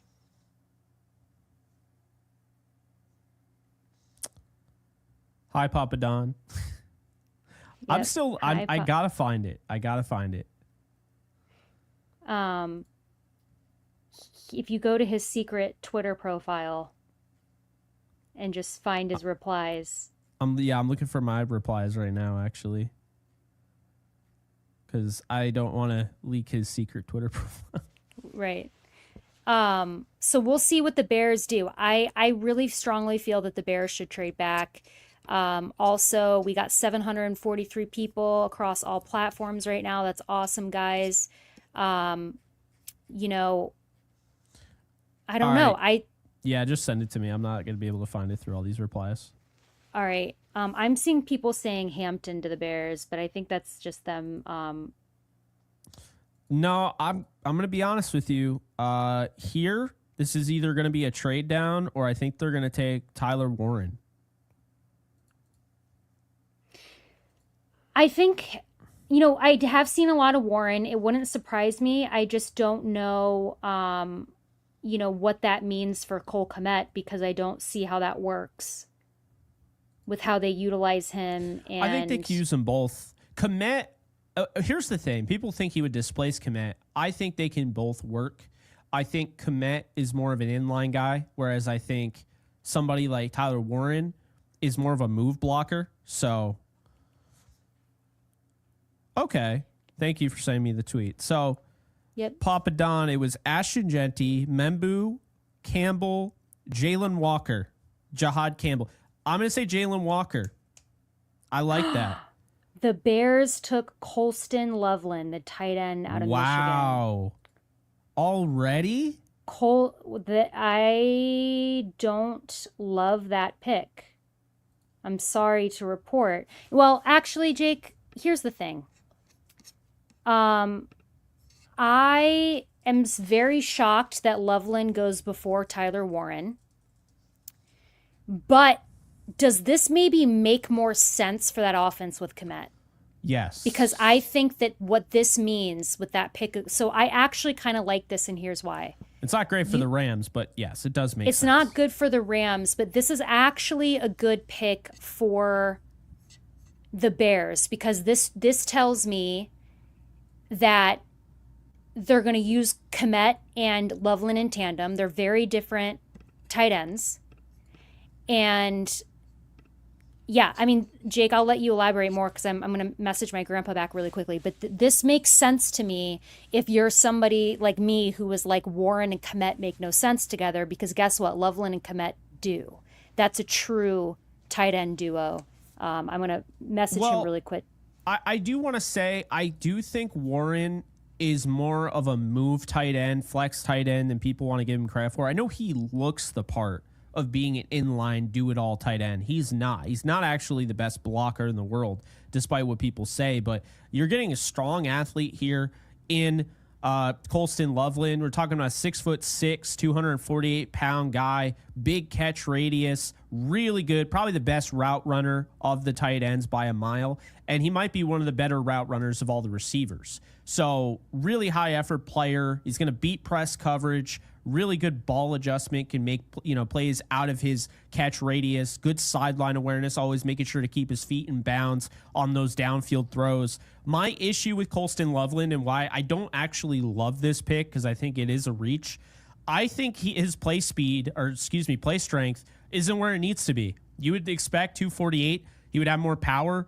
I don't think he really has that, right? Then the limited yards after the catch. This guy only made 5 guys miss in space, only generated 5 missed tackles. That's an issue of mine. The contested catch struggles. This is a guy that only caught 20% of his passes in contested catch reps in 2024. He's not aggressive enough to for bad throws, going back to the ball. He led tight ends to interceptions when targeted. So I don't think the Michigan quarterback was great this year, right? He really missed J.J. McCarthy. But there are things that Loveland has to get better at. I think this is a reach. I had a second-round grade on him. Picking him at 10 is very rich, but talking about just who he is as a player, he's going to come in and right away with Ben Johnson, he's going to give this offense a boost. So I like it from that standpoint, but I do think they reached. And real quick, the 49ers took Mykel Williams. Okay, so he's now gone, and we'll talk about him in a second. But just to tie up the Colston Loveland bit, everything that you just said about him again is why I think he makes so much sense for Chicago, because Kmet does all of those things that Colston Loveland can't do. Because I think that they work really well as a pair. But what you can do now is you can give Loveland a little bit more time to maybe come into himself. So while Warren is a better prospect to me at tight end, he's my number 1 tight end. Loveland was 2. Yeah. Loveland makes more sense for what the Bears want to do. So I see why they took him before anybody else can. Now it'll be really interesting to see what the Rams do about Tyler Warren. If they really want Tyler Warren, they're going to have to make a big trade here. Now pivoting to the 49ers pick, Jake, I'll let you talk about that because I know that you had a lot of thoughts on Mykel Williams. Yeah, I like Mykel Williams a lot. I'm sorry, 49er haters, I guess. 49er fans should be very happy. 6'5", 265 pounds. He's got really long arms. This is somebody that is going to immediately inject a dominance in run defense. I mean, this guy's probably one of the better run defenders. He's a violent run defender. He's going to shed blockers, recorded 21 and a half tackles for a loss over the last 3 seasons. 9 of them came this past year. This is a pass rusher that has potential. He's not quite ready to contribute on that side yet. He's super young, Alexis. He is one of the youngest players in the entire draft. Hasn't even turned 21 yet. Will turn 21 in June. So the durability factor, he played through a ankle sprain in 2024, only missed 2 games. This is somebody that I think the toughness is there. I do think there are, definitely concerns about that ankle, but really, you're getting a guy that instantaneously makes your run defense better. Doesn't have the pass rush ability yet. That's going to come, but the traits, the measurables, and of course, just the overall potential, he has massive potential. This could be a humongous pick for the 49ers. I think this guy has some crazy upside. He just has to hit it, but I like the fit. I like the pick for the 49ers. This is a good one. 49ers saw the Rams and Jared Verse and said, all right, we got to step up our game here in the pass rush. And so I love this pick. Well, I mean, I don't love that it's in our division. But if I'm objectively looking at this pick, I think this is a really smart move for Mykel Williams. So funny. He was my, second number 2 pass rusher in the draft. If you're considering, Jalen Walker a linebacker, and which I was, Yeah. By the way, we're almost at 800 viewers right now, live viewers. So pretty crazy. We appreciate you guys so very much. Thank you guys. Over 3,000 views for the stream so far. And we've been live just a little bit over an hour. So, well, hour and a half now, but almost an hour and a half. So really appreciate you guys. But yeah, unfortunately, Rams fans, this is a good one. A really good player. I'm not even going to lie. So no sense in lying. Good to know. just good to know what you're dealing with. You know what's interesting, Jake, is that that Dallas is up now, right? I have them taking Matthew Golden, but I do too. That it feels would like be a no-brainer. A little interesting. What if they took like an Amarion Hampton? This feels so early for him, by the way, for me, but I could see that. I see some people saying Sanders. All right, so Sanders would be wild. I'm not even going to entertain that for a second. I do too, but that's yeah. I mean, they have Dak Prescott. Regardless of how you feel about Dak, they just paid him $60 million a year. I don't see that. Looking at the board, looking at who they need. Let's just say PFF right now. 25% of drafters for the Cowboys picked Tedero and McMillan, who's off the board. 23.9% of drafters had Matthew Golden going there. And that's where I have him going in my mock draft. I have Walter Nolan going to the 49ers. Maybe that was more so wishful thinking because I'm not very high on him. But, he's still there. Mykel Williams I had off the board at 9 to the Saints. So not far away from that selection. I know some people are like, Mykel Williams was going off the board in the second round in my mock draft. What's going on? I had the 49ers taking Will Johnson. So I was wrong on San Francisco's pick. I like that pick, though. Like, Will Johnson would have helped, too, because they do have a need at corner, an outside corner. That's the thing. Jahdae Barron, I don't know how you view him. I view him as a slot corner. So, California kid, thank you for the 10. Amos at 26, go Rams. I love Amos. Number 1 corner in the draft, in my opinion. So I would not hate that. Bear down, Papa Don, says Alex XX. Yep. Thank you so much, Alex. Jeff Lacoste, appreciate the 5. Hey, Jake, love your idea. Sticking at number 26, attempting to trade 2026 first for a late first or early second this year. Appreciate that, Jeff. I think you got to get creative here. I would really like to see them. You get that 5th-year option. You get Milrow at 32. If the Eagles are willing to do that, you give away your 2026 first-round pick because you get your quarterback, right? That's the only time I would give up the 2026 first, is if I already have my quarterback figured out. At 26, you could just take the best offensive player. So that's what I would do personally. I'm ferociously trying to figure out if Dallas's pick has been published anywhere, and I don't see it. I think it's going to be Matthew Golden. That's my pick. That's for where Dallas. I have him. And Jake has him there as well. I do think it's going to get real interesting if Shedeur Sanders is there when the Rams pick, but I don't know. I don't think he'll make it. I think the Steelers are going to take him at 21. That's where I have him. I also could see the Saints trading back into the first for him if he falls. I could see that. Yeah, it's interesting. The Colson Loveland pick was surprising. Well, it is surprising. It makes, the more that I think about it, though, it's almost it's less surprising to me than Warren. What's surprising is that it's happened before Warren, but for that particular team, for Chicago, it makes sense to me based on who they already have on their roster. I just didn't expect it, and I didn't think that he would be going before Warren. I still think Warren is a better prospect, but Cole Kmet is going to make up for all of those things that Loveland lacks. It's interesting because, you saw what Sam Laporta did with the Lions, and you saw how they moved around some of the other tight ends on that roster. I think Loveland is going to have success in that offense, but I would not rule out Kmet, because I think this now helps Kmet.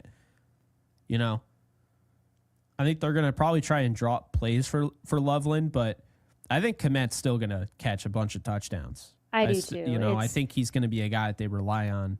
And keep in mind, Kmet is way better at the catch point and in contested catch situations than Loveland. Loveland, like I said, 20% contested catch rate in 2024. That is horrific. Yeah. Or if the Bears want to really overhype Loveland, maybe trade Kmet and trade him to us if we don't get a tight end. Although Michael Mayer, it really would. Cole Kmet and the Rams would be fun. But if they're going to be trading for a Notre Dame tight end, I think it's going to be Michael Mayer, personally. But we got to see how the draft falls, guys. Dallas is still not, and there's still not a pick in.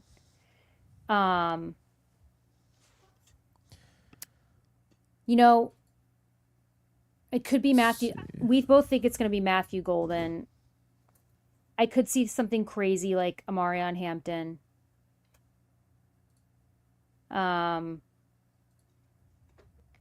Everybody wants them to take Sanders so bad just for the story. It's not. I'd be shocked.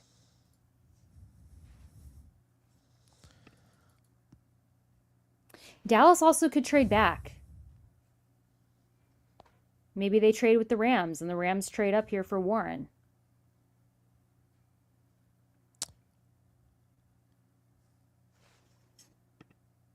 It's really interesting because it's like we were talking about. If the Jets don't get Warren at 7, it's going to be really intriguing how the rest of the draft falls. And we've already seen it.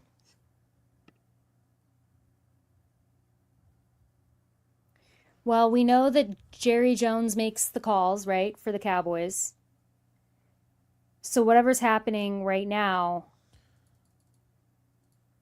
is coming from Jerry. We got to wait till Jerry gives his seal of approval. And I do feel like the Cowboys are taking a long time. They could be trying to move back as well. Jordan Schultz just confirmed that the 49ers were actually trying to trade up, and they decided to stay put, and they ended up getting Mykel Williams anyway. So sometimes that's the draft. Sometimes the best trade is the one you don't make. Right. We learned that last year with Jared Verse. Yes, we did. Yes, we did. Guys, I don't see a Cowboys pick in yet. I feel like they've been on the clock for an eternity, though. I mean, NFL draft, if you guys are watching the actual draft as well as watching us, is very behind. So that's no help at all, to us in terms of where people are with picks. The Cowboys took Tyler Booker, guard from Alabama. Wow. That feels high to me. I had him at 28 to the Lions. That's pretty damn high. But he's a really Yeah. good player. Clearly the He best is. guard. I don't know why you're taking. Well, I wouldn't say best guard. I mean, Zabel, you could argue, is a better guard. Okay. So yeah, look, he's my second guard in the draft. Very good player. I think 12, I mean, is high, but again, if this is really who Dallas wanted to get, I don't think it's insane. I just think it's a little high. You know what I'd like to start doing? I'd like to start as like a whole, right? Not just us, but just in general. I wish people would look at it like, yes, the pick is bad. It is a reach, but the player is good. So now that he is a Cowboy and I can actually picture him on the Cowboys, this makes sense. It does. Yeah. I just think it's way too early, but you're getting a good player in Tyler Booker. So if you're a Dallas Cowboys fan, you're probably annoyed at the time being because you're like, all right, Tyler Booker's not the 12th best player in this draft, but now you get to basically replace Zach Martin. So I get it. I do. By the way, Miami is up next. And I think this is going to be Will Johnson because, we know with Ramsey, they're moving on. And I think it's going to be Will Johnson. I don't know about you. I'm just calling it out there. Shooting my shot. I think it's going to be Miami. I think they go with, well, now based on who's available, I'd probably say Jahdae Barron still, but we know the Dolphins love speed. So if they go with the guy that ran a 4.2 in Golden, don't be shocked. Also, I haven't followed this, but is Tyreek Hill still doing that thing where he's saying he's not going to stay in Miami? Because then that would really make sense. He's got a lot of stuff going on. I don't know what's going on with Tyreek Hill. There's too much. Matt, I'm still going to stick with Will Johnson, but yeah. I think they want him gone. I think he wants to be gone. So yeah.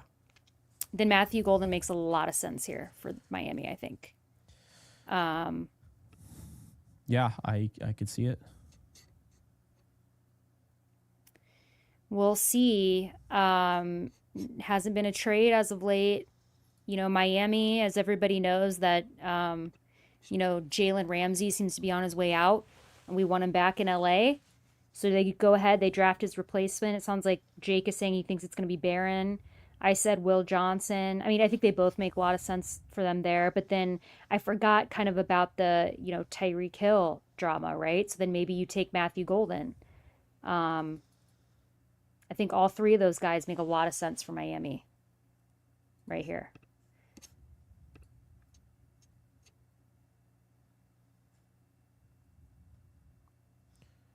And by the way, after Miami is Indianapolis, and Indianapolis is who I always had taking Tyler Warren. And I still think they do that.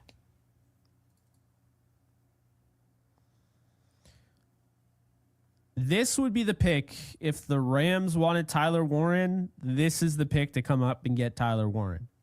With Miami? Yeah. Oh, well, yeah, duh. Because, I think he's going to go to the Colts if he's there. The Colts will pick him. They'll definitely pick him.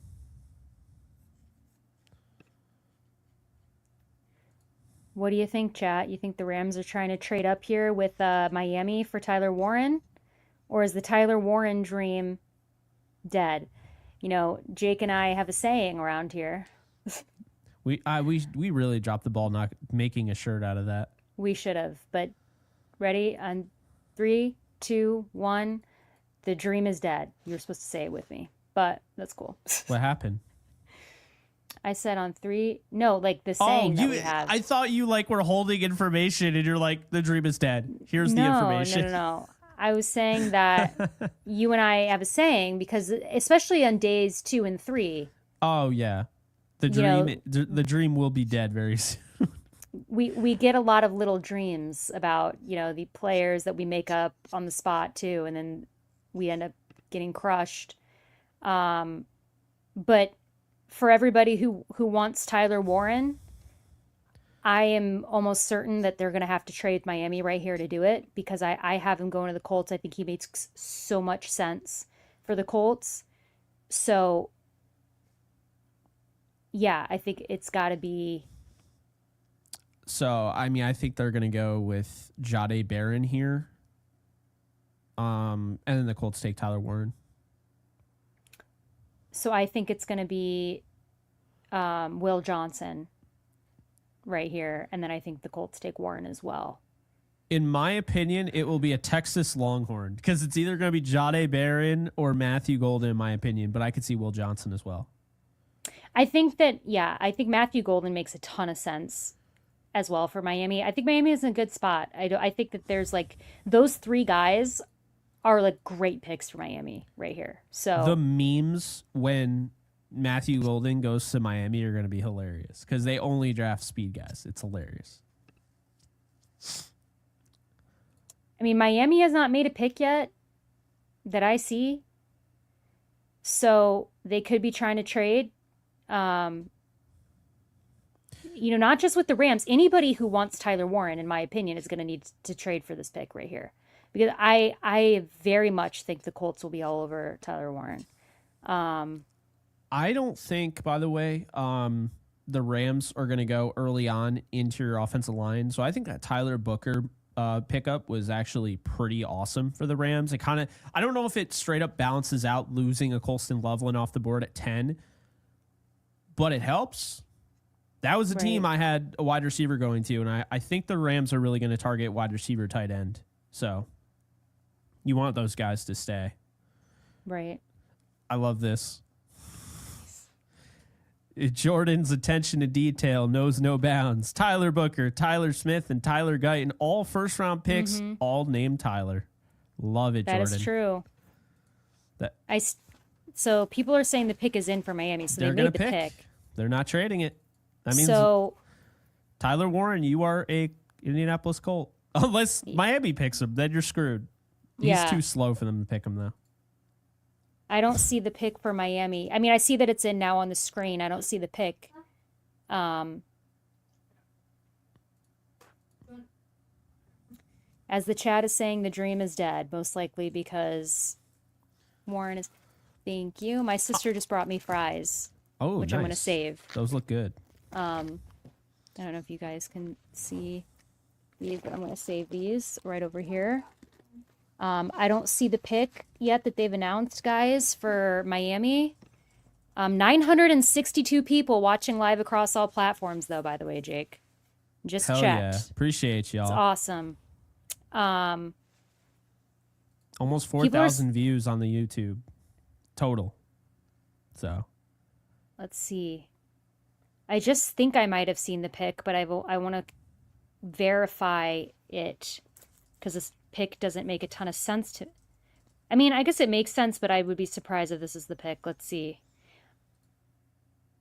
I see Kenneth Grant, but I don't think... Yeah, it's Kenneth Grant. Interesting. Wow. That I did not have him going that high. I'll let you speak on him, but I love the player. I like Kenneth Grant. I actually had him going to the Chargers. That Michigan and then I there. switched it to the Bengals. So I do like Kenneth. Cardinals. So go ahead. Okay, so I didn't have him going this high either. I think he's very talented. I don't think it's like a massive overreach. Another Michigan defensive lineman, Jake, him and Mason Graham, defensive tackles, going pretty early on in this 2025 NFL draft. Good pick. I guess I'm confused a little. I think that Miami might have been better served taking like a Will Johnson or a Barron. And by the way, the Colts just picked Tyler Warren so quickly. So there you go, guys. Wow. So I couldn't even... Man, the dream is dead. Like Jake and I said, I mean, Tyler Warren makes so much sense for the Colts that, here's what this means for the Rams, because I know that we're a Rams-centric stream. So now that Tyler Warren is gone, the tight end first-round dream is gone. There's no other tight end that I know people are like Mason Taylor. I don't think I don't know that I would take Mason Taylor in the first round. I don't know that I would. Um, Good player. I think he's a second round grade for me. I'm looking at receiver now. I'm looking at Matthew Golden and Luther Burden, and I'm looking at corner. Other than that, I mean, my number one guy that I want the Rams to take is Jihad Campbell, right? Mm-hmm. Linebacker. Everybody is like, they don't value linebacker. I'm like, I don't care. I think you take him if he's there. But the Loveland and Warren being gone, I think for a lot of people who wanted the Rams to take a first round tight end, I think, as we just joked about earlier, that saying, the dream is dead. I think for a tight end for the Rams in this draft in the first round. Jake, I don't know if you have any thoughts about that, but now that Tyler Warren is off the board, what do you think that means for the Rams?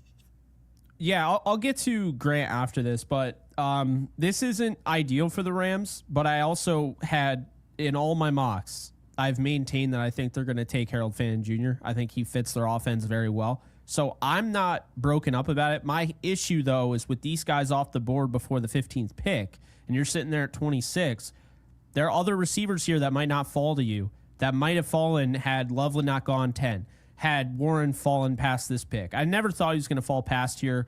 I thought Loveland would. I thought Tet would fall outside of the top 8. Those things didn't happen. I think the board is shaping up maybe not the way the Rams would want, but it's not awful because I think you still have plenty of guys here. But yeah, it definitely sucks to already have the 2 tight ends off the board, to have Tet McMillan off the board, because there's not a lot after that that you're thinking in the first round. And so guys like Luther Burden the third, guys like Emeka Ibuka, right? Of course, Matthew Golden. These are going to be guys that could be picked very soon. We'll see if some of them fall into the Rams' lap. We'll see what the Rams want to do. They could also move up. They could move down. But right now, yeah, it's, we'll see. We know, Indianapolis made that pick lightning fast, as no surprise to us. So that means that Atlanta Fastest is on the pick board. ever.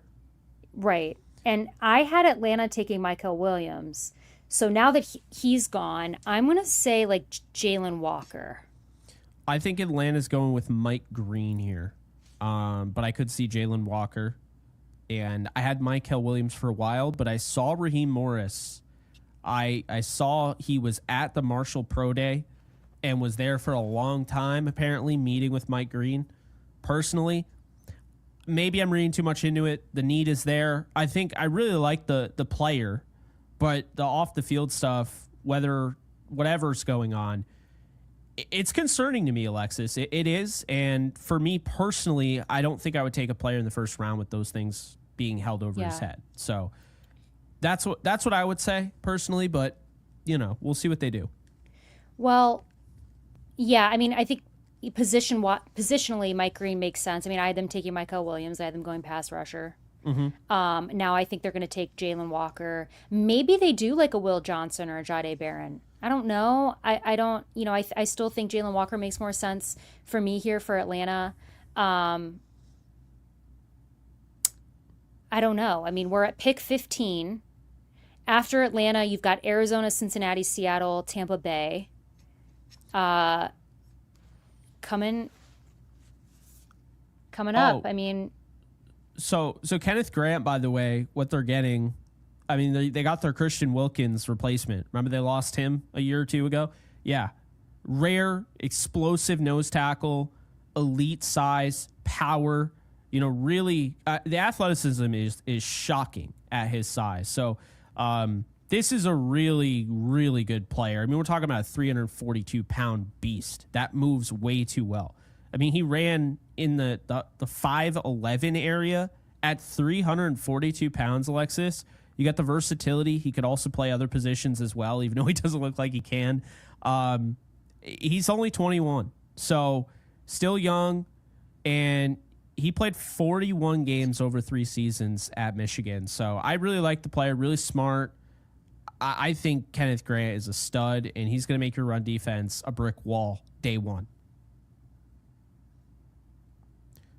So, yeah, and that's, I think I saw, and I'm refreshing to try and keep us up to speed with the picks.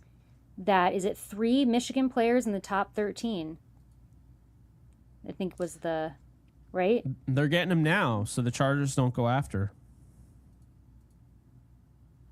Valid. I mean, I grant, like I said earlier, going to the Chargers.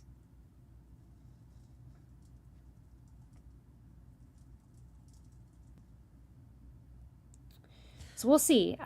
My guess is Jalen Walker here to Atlanta.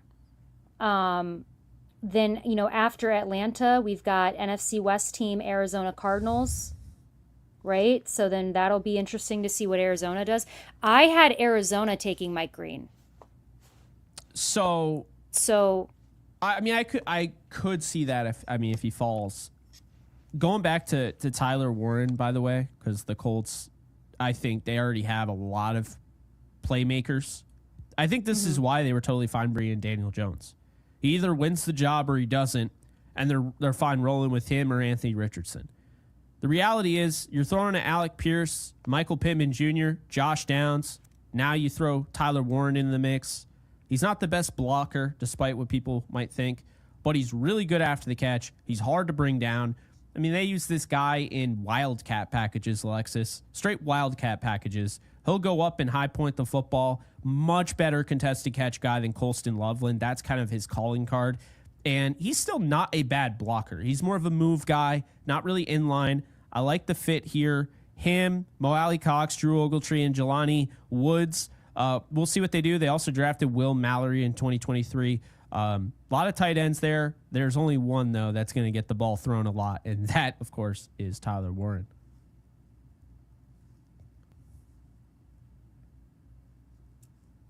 So we'll see. I don't see the pick yet for Atlanta. I'm trying to check everywhere. I'm going to say it's Mike Green. Secondary, it's Jalen Walker. That's cheating, but I'm doing it anyway. I think it's Jalen Walker. Secondary, I'll probably say Will Johnson. The more that I think about that fit, I don't know. You know, there's 2 Jalen Walkers at linebacker in this draft. So there's Jay Lon, who we're talking about, and then there's Jay Lynn from Indiana. Interesting. I did not know that. Yep. Now you know. Well, we'll see. I feel like Atlanta's kind of taking their time a little bit now. Who knows what's going on there? Appreciate you, Daniel. I think that. Oh wait, is the super chat up? Thank you, Daniel. Sorry, I was looking at a different screen. That's why I waited for you. Who needs to fall for the Rams to trade up? I don't know. I think the trade up window is kind of dead at this point. Yeah, I think it's done. I think they would have wanted to trade up for one of the 3 pass catchers that already went. That's just my opinion. But who knows? Maybe not. Maybe they like Ibuka and they don't want to lose him or Golden. But I think if it's going to be anybody for me right now, well, for the Rams, I think it would be Matthew Golden. I just don't think they give up a lot. I need Jackson Dart off the board ASAP. I don't like this. Why? Because you think the Rams might take him at 26 if he's there? I don't even want to find out, Alexis. I don't even want to find out. You're out on Dart? Yeah. The Rams, okay, so the Rams, and I actually heard this. I couldn't say it. Diana Rossini just confirmed the Rams were making calls to move up, and teams believed LA was seeking to draft Arizona wide receiver Tataroa McMillan. He was selected at number 8. So, with that knowledge, that very much to me puts receiver in play for the Rams. With the way that the board is falling, maybe they do. Maybe that just, different type of receiver, right?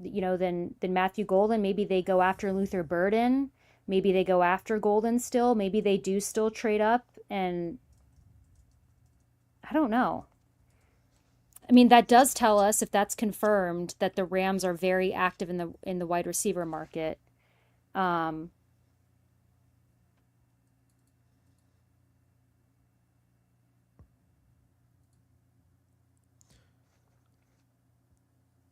Yeah. It's definitely interesting. I think Listen, I love Luther Burden. I know you love Luther I do Burden. too. I love he's my Matthew 10th overall Golden. player. Here's my issue, though. As much as I love Luther Burden, I was mocking him. I don't know if the Rams would draft him. He doesn't feel like a Ram type of pick. Ibuka does. Golden does. But and trust me, I don't agree with that, that logic.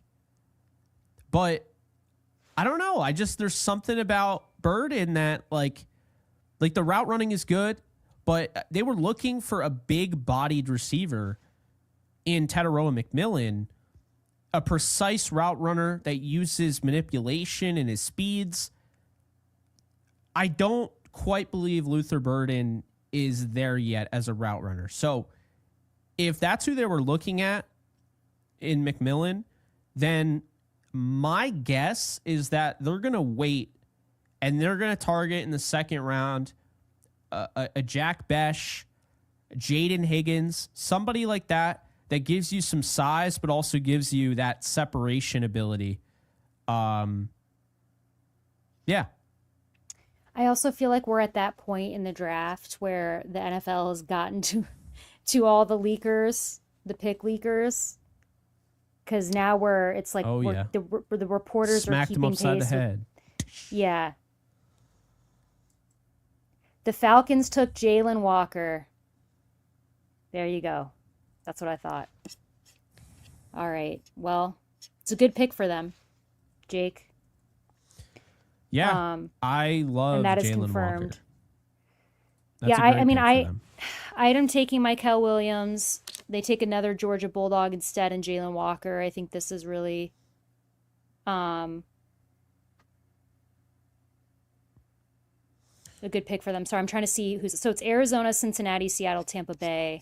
I was going to pull up my notes on him. Jalen Walker was my 6th overall player. So I think the Falcons got an absolute steal. I think Jalen Walker is an absolute freak show. I think he can be so much better than he already is. There's so much room to grow. To me, he is a off-ball linebacker / edge defender. There's a lot to like about Jalen Walker. The elite athleticism, the versatility, the pass rush ability. Mm-hmm. He's really smart, helps you in coverage, a really good coverage player. And he's 20 right now. So it's pretty crazy when you think about it. This is a really, really young player. He's 21. Really young player. I feel like a lot of teams probably had him as an edge defender.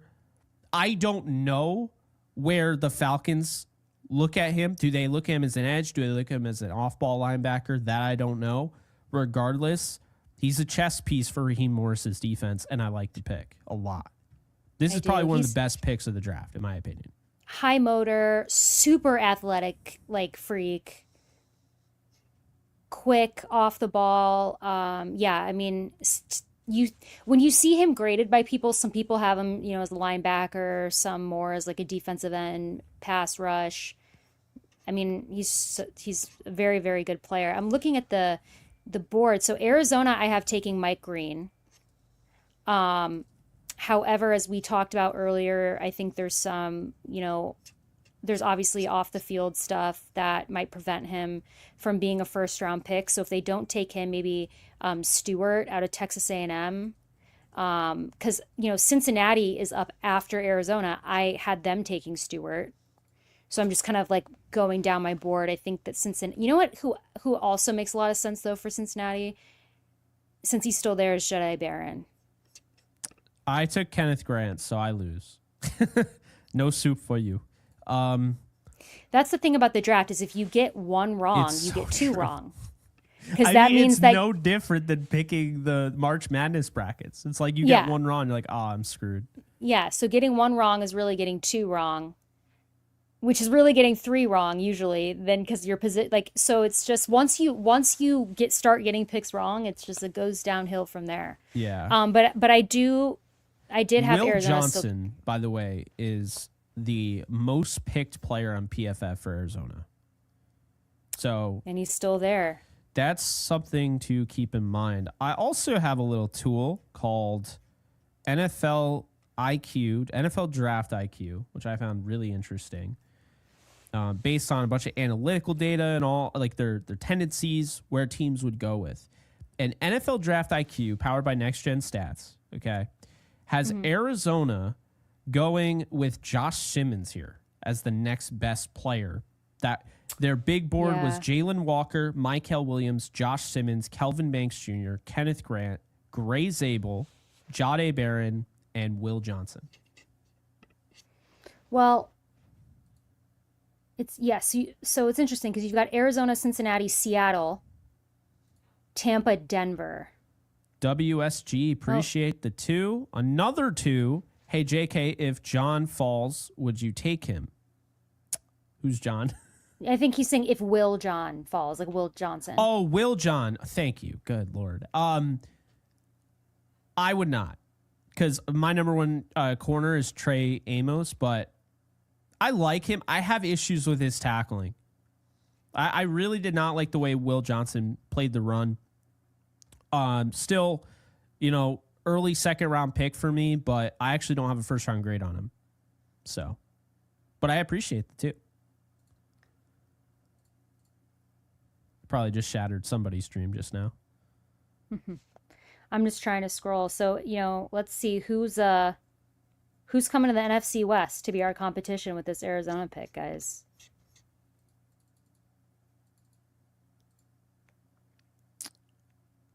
So, okay, it looks like we're still waiting. I think Arizona is going to go with Josh Simmons. Yeah, that probably makes more sense. I'm going to stick with Mike Green just because that's what I had.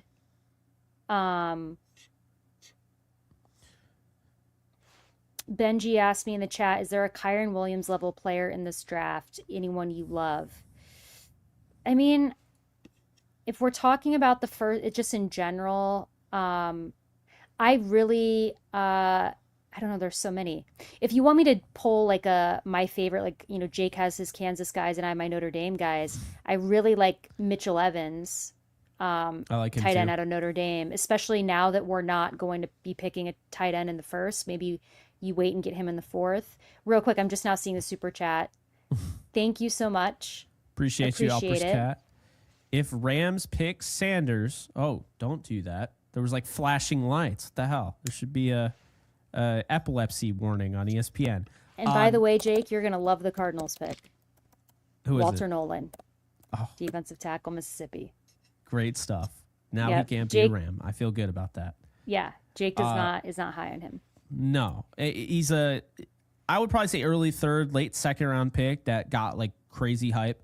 Alpers Cat, if Rams pick Sanders, do we get the champagne? I'll be honest with you. If the Rams end up picking Sanders, I'm going to be ecstatic. Not shocking if you watch the video about how I'd react for each player if the Rams picked him. I literally said I'd be ecstatic. But if you didn't see it, the reason being, number one reason, is everyone in this division is waiting for the Rams to lose Matthew Stafford. Once he's gone, they look at it, the Rams window's closed. To me, if you get Sanders, that window stays wide open once Stafford retires. And that's a big thing. That box is checked, and you can continue to build in the present and not worry as much about the future. I would love it. I really would. There you go. There you have it. I am not on board with drafting Sanders. I would very much like the Rams to avoid that. He is my 2nd rated quarterback in the draft, though. I have him above Dart.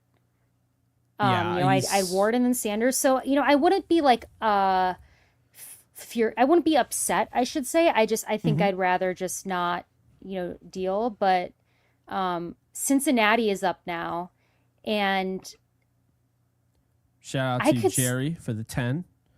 It's just it says super sticker. Apologize on that. Not anything what we can do here. So yeah. And by the way, guys, let me know if I'm clicking Fast and Furious to check a ton of different feeds, check my notes, check boards. If you hear me pounding on my keys and it's annoying, please let me know in the chat and I can mute myself when I'm doing this. I'm really happy for the Cardinals. Really just stoked.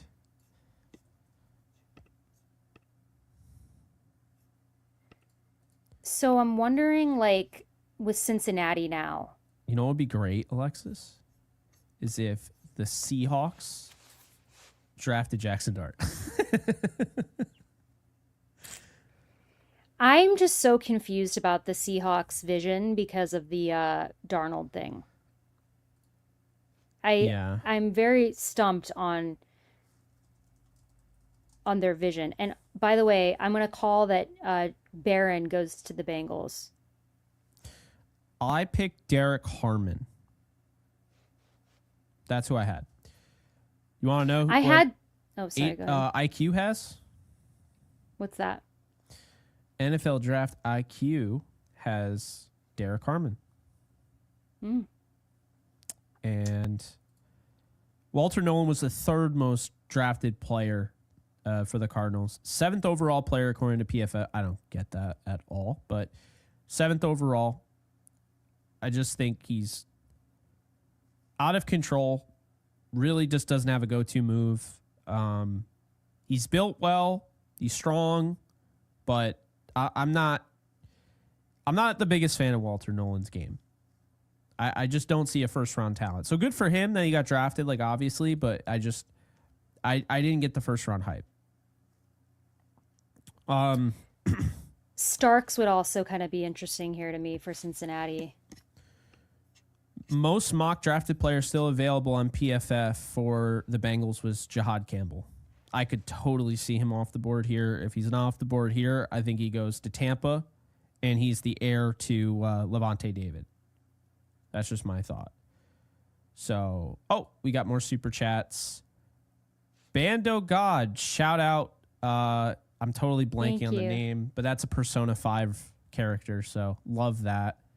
I don't know why I can't think of the name right now, but appreciate you. And then Clifton Davis with Thank the you 20. so much. Appreciate you. Mm-hmm. Thank you, Clifton. Thank you, Clifton. And then Bando God is back at it. Morgana. There we go. I remembered.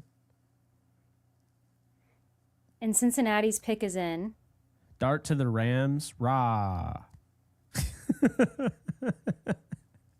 That I'm just gonna crash out if Dart. I literally in my video, I don't know if I told you about this, Alexis. I had tier lists for guys if the Rams get picked, and one of the tiers was I will crash out if they draft this player.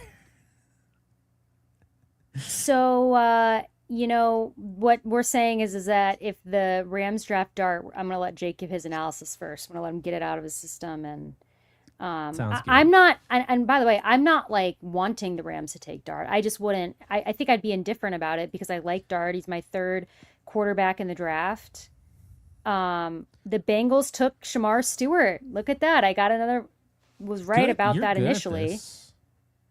You are Something good at about the this. drafts. But I kind of backtracked though.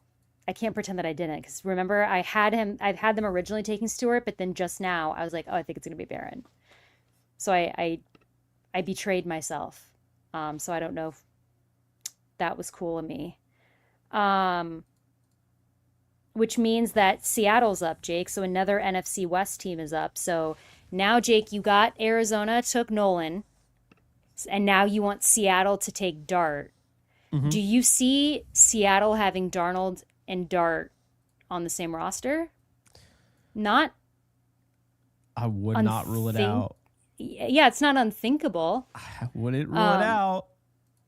I mean, I don't know. Be careful what you wish for because they might take your guy Milrow, and then you're going to be real sad. If they took Milrow at 18, that would be crazy. I love Milrow, but I think Milrow's best fit is with the Rams. Like, I wouldn't take him in the first round unless you were the Rams because the Rams are in a weird position here. Where he doesn't have to play for like 2 years, maybe even 3 years with Stafford. And they already are like a Super Bowl caliber team. So they don't have a ton of needs. They have wants and luxuries. Yeah, I don't know. Shamar Stewart, what's the scouting report on him, Alexis? For you. I will tell you in 1 second. I'm putting Seahawks together are trying to trade down currently. Oh, they are? Okay. Hmm. I was just pulling up because I had the Seahawks taking Simmons. I had them taking Tetaroa and McMillan because I'm a fool. Um, I could see him going Gray Zabel. I called him the most boring pick, but probably one of the better picks you can make since he plays all 5 positions. Very safe prospect. And Seattle's offensive line is atrocious. Like they need help.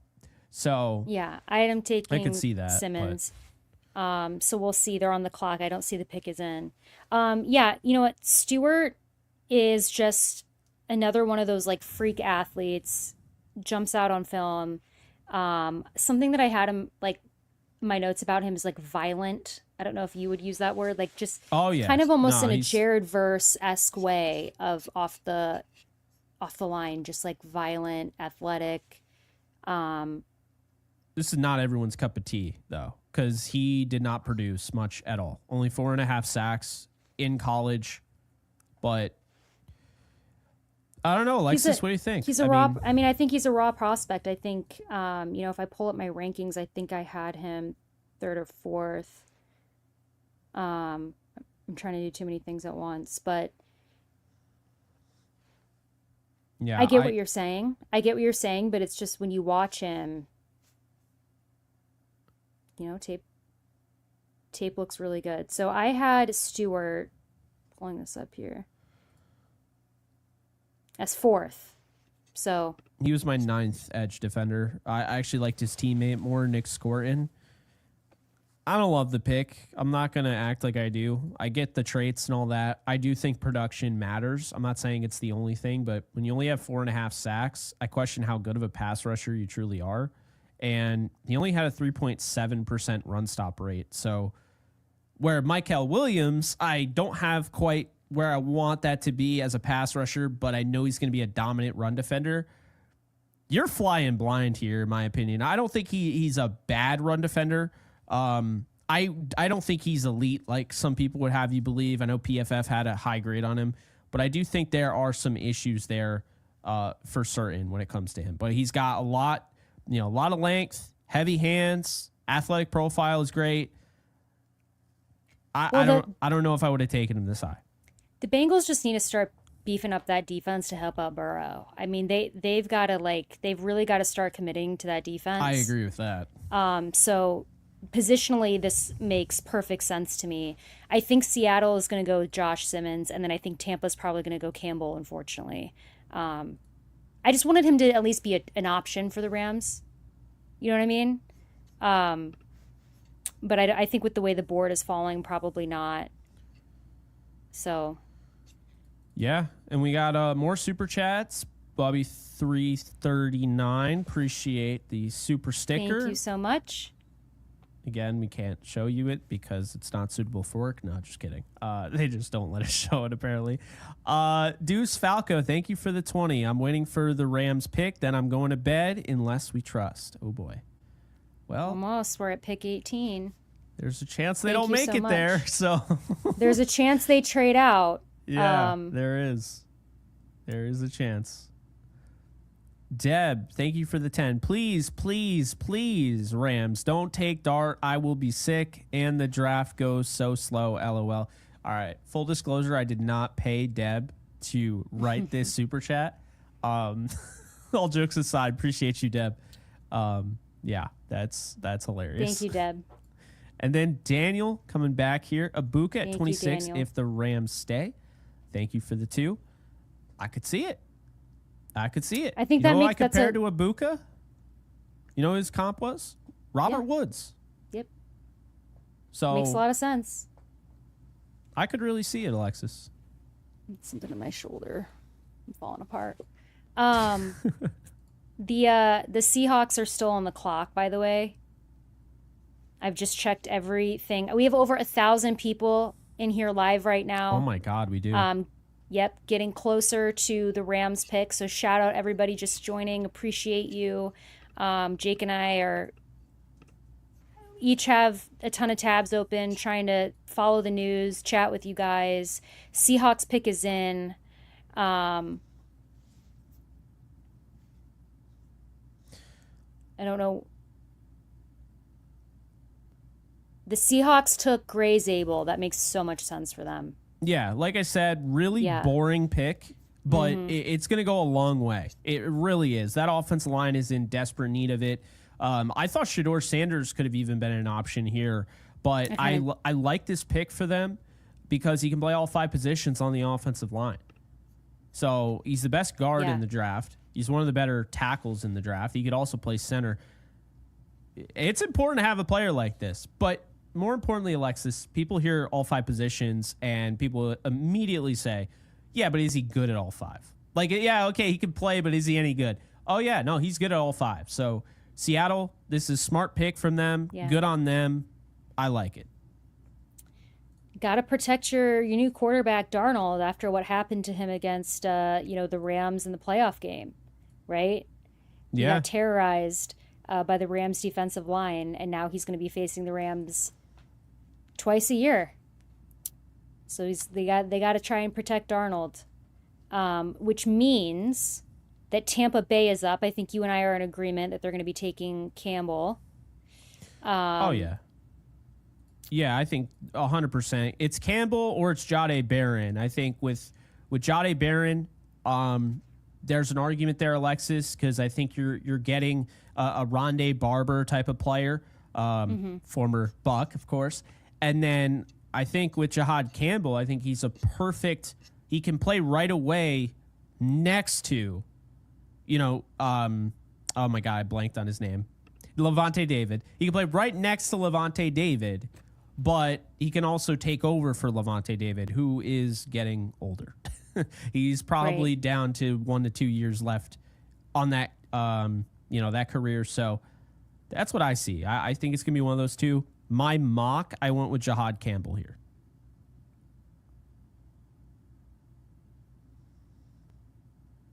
So we'll see. We will see. I think it's going to be Campbell. And then you got Denver. And Aaron Rodgers. Thank you. I know who that is. Thank you so much. Thank you for the 5. Appreciate it. Yes. The suits rock. You guys rock. Which way do you see the Packers going in round 1? Oh, I think I know who this is too. Yeah. Okay. Cool. I have the Packers going with Maxwell Hairston because I think they want to replace Jair Alexander. They're likely going to trade him away maybe during this draft, maybe after.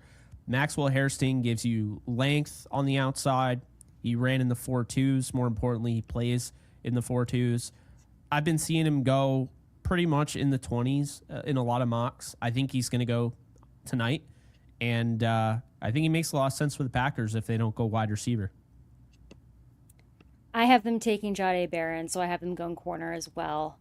I think especially just with all the news that they're probably moving on from Alexander, I think corner makes a lot of sense for the Packers. So we'll see. I don't think that they're going to be taking a receiver. I see a lot of people saying the Packers might be targeting a receiver, like if Matthew Golden's there, right? Don't know if I see it. I think that they should go corner, but who knows? Yeah. But thank you again. Yeah, I could see Golden add some more speed to that wide receiver room. I could see Ibuka. He does fit that Matt LaFleur style offense, so I could see that. But yeah, appreciate the 5 there, Aaron Rodgers. Yep. Thank you so much.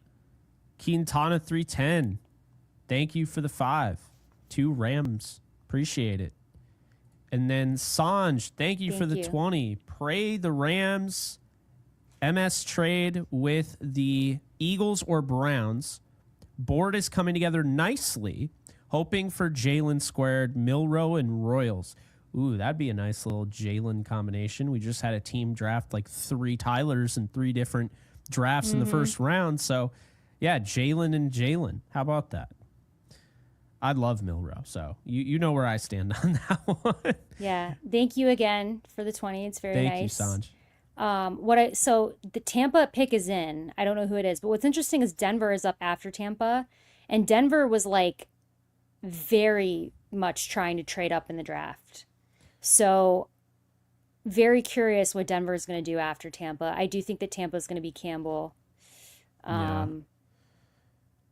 Yeah, this is interesting to me because this is a great question, Daniel. Thank you for the 2. I don't know.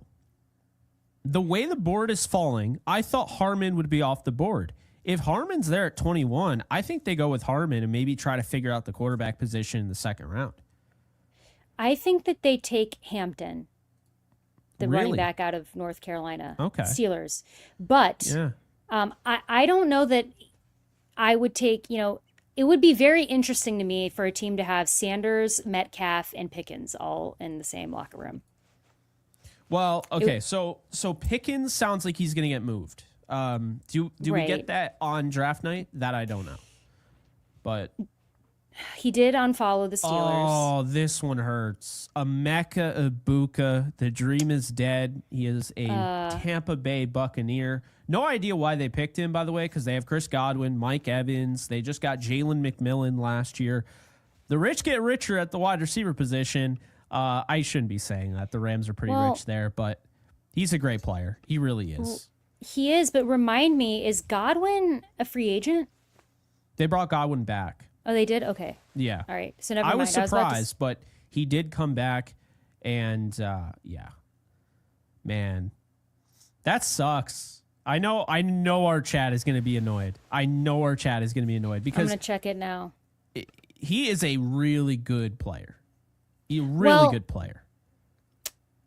The chat is, some people are annoyed, but the chat is also saying that the Campbell dream is alive, which is true because that's my guy. So listen, last year I wanted Jared Verse. I was pounding the table for Jared Verse. I got Jared Verse. I'm doing the same thing this year for Giad Campbell. Matthew Jake doesn't buy it. Is sitting there. Well, I also would love Matthew Golden, but I just thought Matthew Golden was going to go higher. So yeah. I also loved, I know that everyone's like the Rams don't value linebacker. I get it. I know, but let me have my dream. It would be so nasty to have that defense, like him on our defense. Like it would be so fun. And I just tweeted out the first pick where I hate my life. This is the first one that really bothered me. I know a lot of people were obsessed with Loveland. I like Warren, not as high on him as everybody else, but oh my God, Ibuka, that hurts. That really hurts. He was my number 3 wide receiver in the draft, only behind Burden, who's still available, by the way, and Hunter. And I had Ibuka as my number 12 prospect overall. So, damn, that's a stab to the heart. Also chat, I see the chat a little bit. Some of them are thinking so the Seahawks didn't take Ibuka. He went to the Bucks. The Seahawks took Gray Zabel. Yeah, I just want to clarify that. And now the Broncos are on the clock, and I'm very interested in what the Broncos do, because we know that they were trying to trade up. Mm-hmm. Broncos sources confirm that. Well, see, I'll tell you what they're doing. What's that? They're going to take Travion Henderson and rip my heart out. That's what's going to happen. Well, they were trying to trade up for Genti, so that could make sense. But I had them taking Loveland. So I've already got it wrong in my actual mock, but now I did too. But that was if he fell to 20. I think now that he's off the board, I think it is because everybody is going to have Omari and Hampton here. That's who I'm gonna go. I think it's Travion Henderson because of the pass catching ability. In the pass pro. I think Sean Payton is gonna see some Alvin Kamara in him, some Reggie Bush, and I think he ends up in Denver. And he is gonna be a freaking monster fantasy wise. I mean,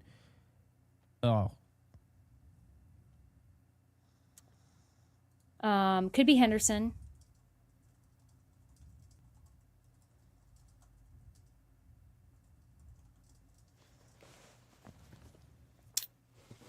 Well, Denver taking they also could be trying to trade back because they really wanted to trade up. Maybe there's no one here that they love. They didn't get what they wanted earlier in the draft. Maybe they just trade back and acquire picks. So we'll see. I'm going to pull up the chat as well.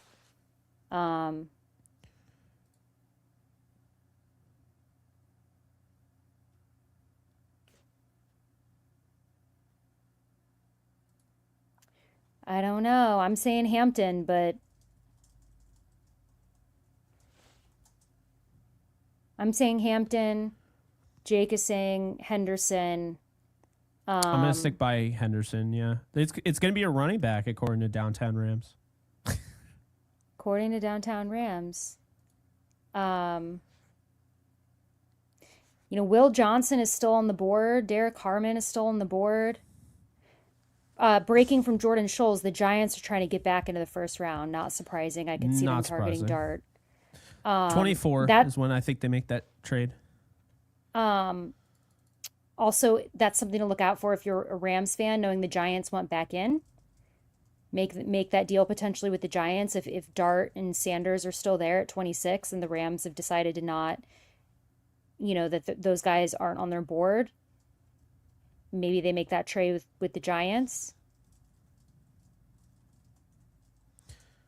I do think the board is falling pretty nicely for the Rams. It sucks to lose a guy like Ibuka off of it and some of the pass catchers, but there are some really, really good players. You mentioned Jahad Campbell. You mentioned Jahdae Barron. Malachi Starks would fit that. In my opinion, Malachi Starks and Jahdae Barron fit that star role perfectly. Then you have Will Johnson, who could play on the outside. Luther Burden III, who I think has the highest upside of any wide receiver in this draft. Josh Simmons, my number one tackle. I mean, there are guys. Trey Amos. Yeah.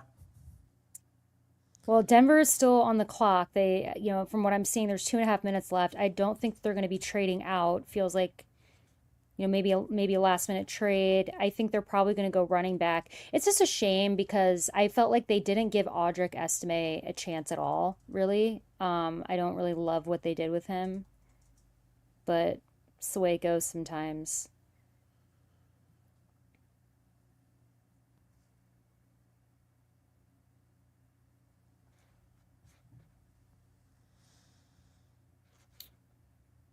We'll see. The clock is winding down. The pick isn't in.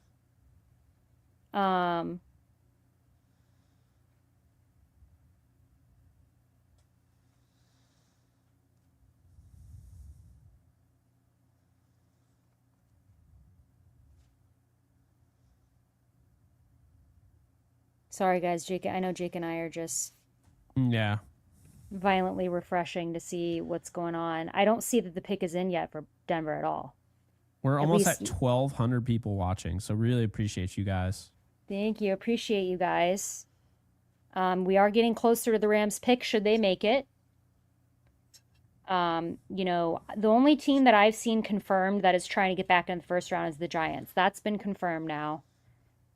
The Giants are making calls, trying to get back in. I'm sure the Rams are aware of that. And like I said, my guy, Verse was my guy last year. Campbell's my guy this year. And he's still on the board as of now. There's 50 seconds left for the Broncos, by the way. I don't know if a trade happened.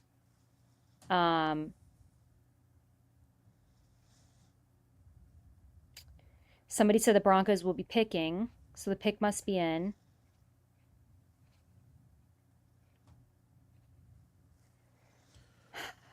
Pick is in. I also think that the Rams, have a very good, if they have a very real chance at trading out and getting a lot of trade value right now with the way that this board is falling too. So wouldn't be shocked if the Rams trade out from 26 either. We don't have second round picks. So Jahdae Barron went to the Broncos. Wow. All right. Wow. Joining Patrick Surtain.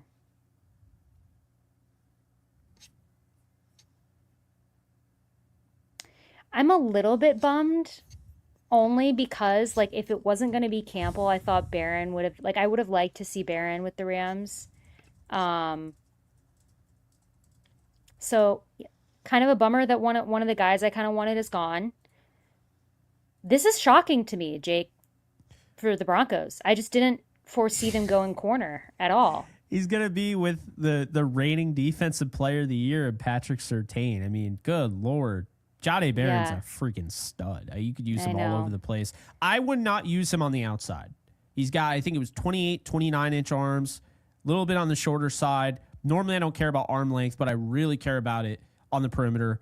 I think this is somebody that could absolutely thrive and be the best nickel corner in the game. So I know high praise, but his movement skills, you just can't teach that. He's just so, like, all the instincts are there. He's not a reactive guy. He's an instinctive guy. He could have gone top 10, and I wouldn't have thought it was a bad pick. Barron is a stud, and Broncos, that's a good pick for them. Nasty. I wasn't expecting it. I thought Sean Payton's offensive desires would get to him, but this is the smarter pick, I think. Not reaching on a running back, but picking a guy like Jahdae Barron there. So the Steelers are up, Jake. So this is really interesting to me. What they're, because I've had them taking Hampton. Could it be Sanders? That's what the timeline is. They want to know, and I don't know that I see it. I don't know. Maybe. Chat, what do you think? What do you think that Pittsburgh does here? You think that they take Sanders? A lot of people are saying that Sean Payton looked really upset at the Broncos pick. I don't understand why. If he's upset for any reason. He didn't get his offensive player. Yeah, probably. But, like, you got a really good player. I know that they wanted to trade up really, really badly and it didn't work out. So I could see why that'd be upsetting. But, like. Oh, yeah. I don't know. I think that, so the Chargers are up after Pittsburgh, and I think the Chargers are probably going to go Derek Harmon. I had them taking Kenneth Grant, but now that Kenneth Grant is off the board, I think that they're going to take Derek Harmon. So I am trying to build up this ticker right now. I want to make sure that we're on. Oh, I'm not far away. I was like worried. I'm not behind. Basically, I was just behind on Broncos. Okay. We have super chats, so I want to get to them. Saw this one. We answered that. Elper's Cat's back at it. Thank you for the 2. Jake, have you bought a Luka jersey? I'm waiting until he signs that contract. I'm not getting burned. Ain't no way. Appreciate you. SoCal Ram, thank you for being a member for 24 months. Higgins or Campbell is a Ram. That's a definitive statement from SoCal Ram. Statement. 88. You heard it here first. So appreciate you.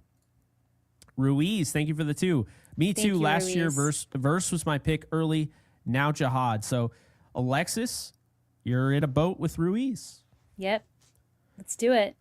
Abigail Vickers, thank you for the 5. Feel like Abigail. Browns, Saints, or Giants will want to trade with us to move up for Dart. I agree. Makes I think sense. somebody is moving up for Dart.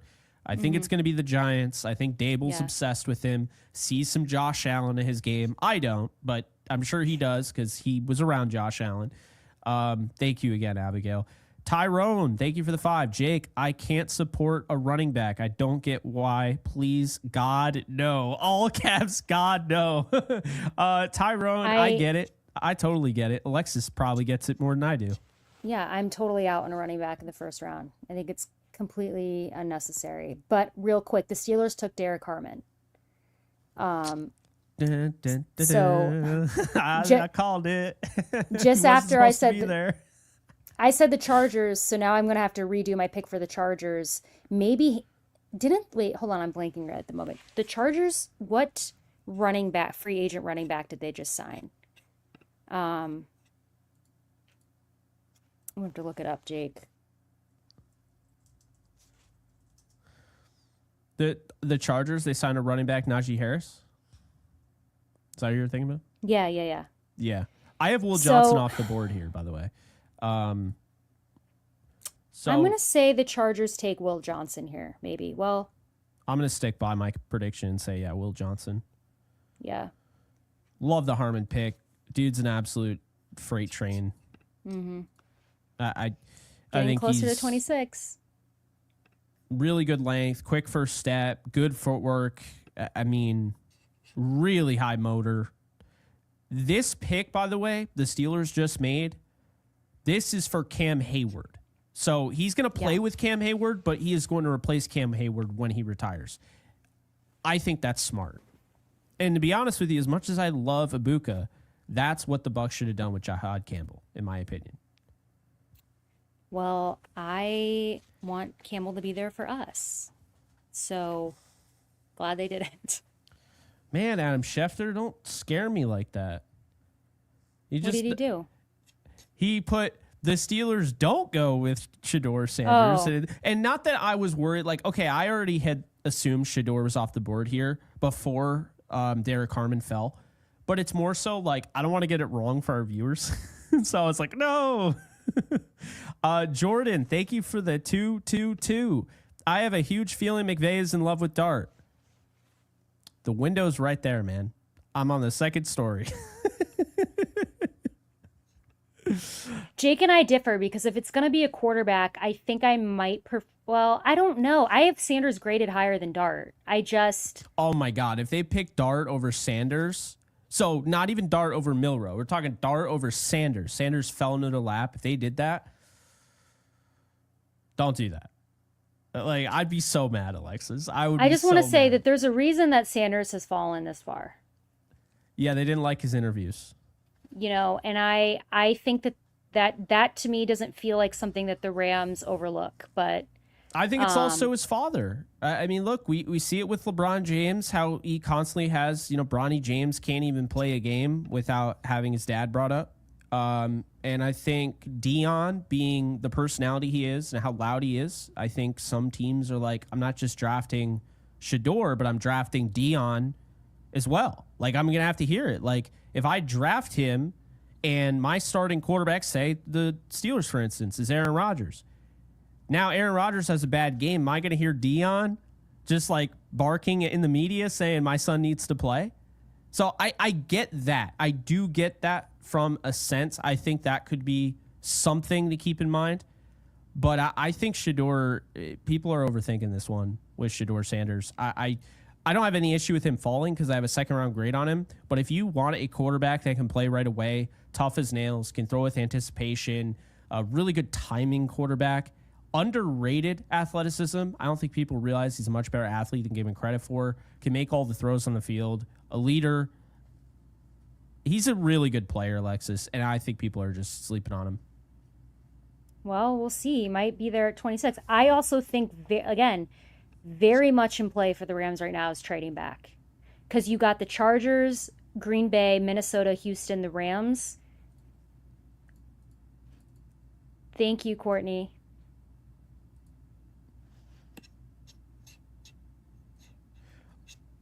Yes, thank you, Courtney. I brought it up and then I just totally was like, yeah, I was about to say, I thought you lost screen. Connection. No, I'm just Thank you very idiot. much. It's very kind. Thank you, Courtney. I appreciate it. Jake, a big fan of you and Alexis. That's really nice of you. Thank you for the 20. Thank you. Let's see here. I got to keep track of all these. Oh my God, we have so many super chats. You guys are freaking awesome. Hey, how about today's sponsor, Trick or Treat Studios, and the president of Trick or Treat Studios, Christopher Zeffro, with 20. Appreciate you, Christopher. Christopher. I would be stoked if the Rams got Campbell. So here he is now in your boat. I like Campbell a lot. I mean, I have a really high grade on him. I think I prefer to go with an offensive player more because they went defense pretty heavy last year. I'd like to see him go more offensive firepower, but I wouldn't complain if they got Campbell and they put him next to Omar. Would not.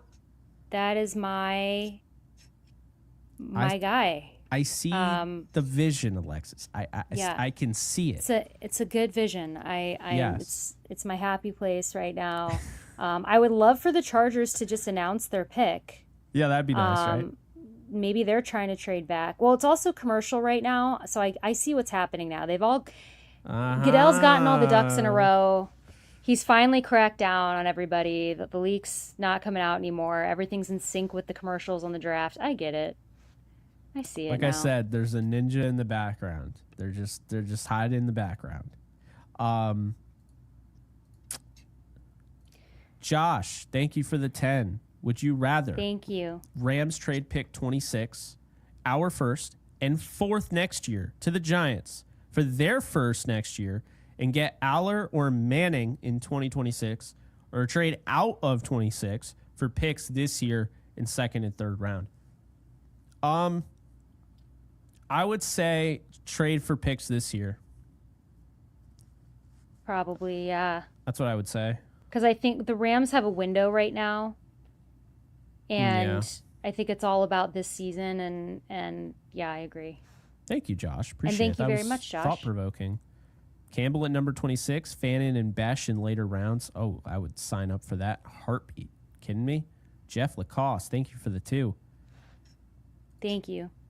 And Sanj is back at it with the 5. What do you guys think about Savion Williams, taller, faster version of Debo, vision, grit, that dude to be TBD? I get it.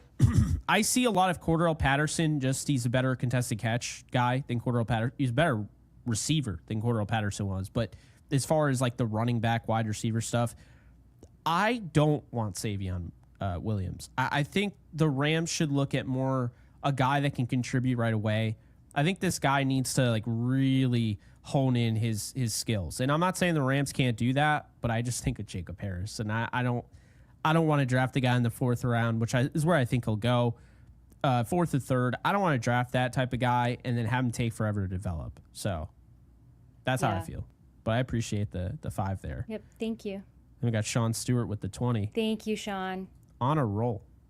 On a roll. And I'm refreshing again. I don't see the Chargers pick, but Matthew Golden, actually, I was totally blanking on.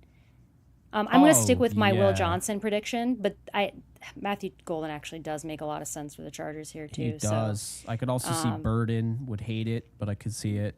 Mm-hmm. Sean, appreciate the 20 again. Yeah, the Chargers have my heart in the palm of their hands. I mean, if they wanted to crush me, they could just pick Burden here. They're not picking Shador, guys. Come on now. That's silly. Sanders to the Rams. He would be behind all Lakers, Dodgers, and Rams as far as star power. He won't have as many eyes on him, in my opinion. That's an interesting way to look at it. At the same time, he'd be the quarterback of the NFL team in Los Angeles, bright lights, all of that. So he still would also definitely long term. I mean, he's more marketable, I would say, than Stafford, because Stafford doesn't even want to be in the media. So like, it's funny you would go from almost a polar opposite. But Daniel, appreciate the 5 there. Who traded, guys, in the comments? Everyone's saying they traded. Who traded?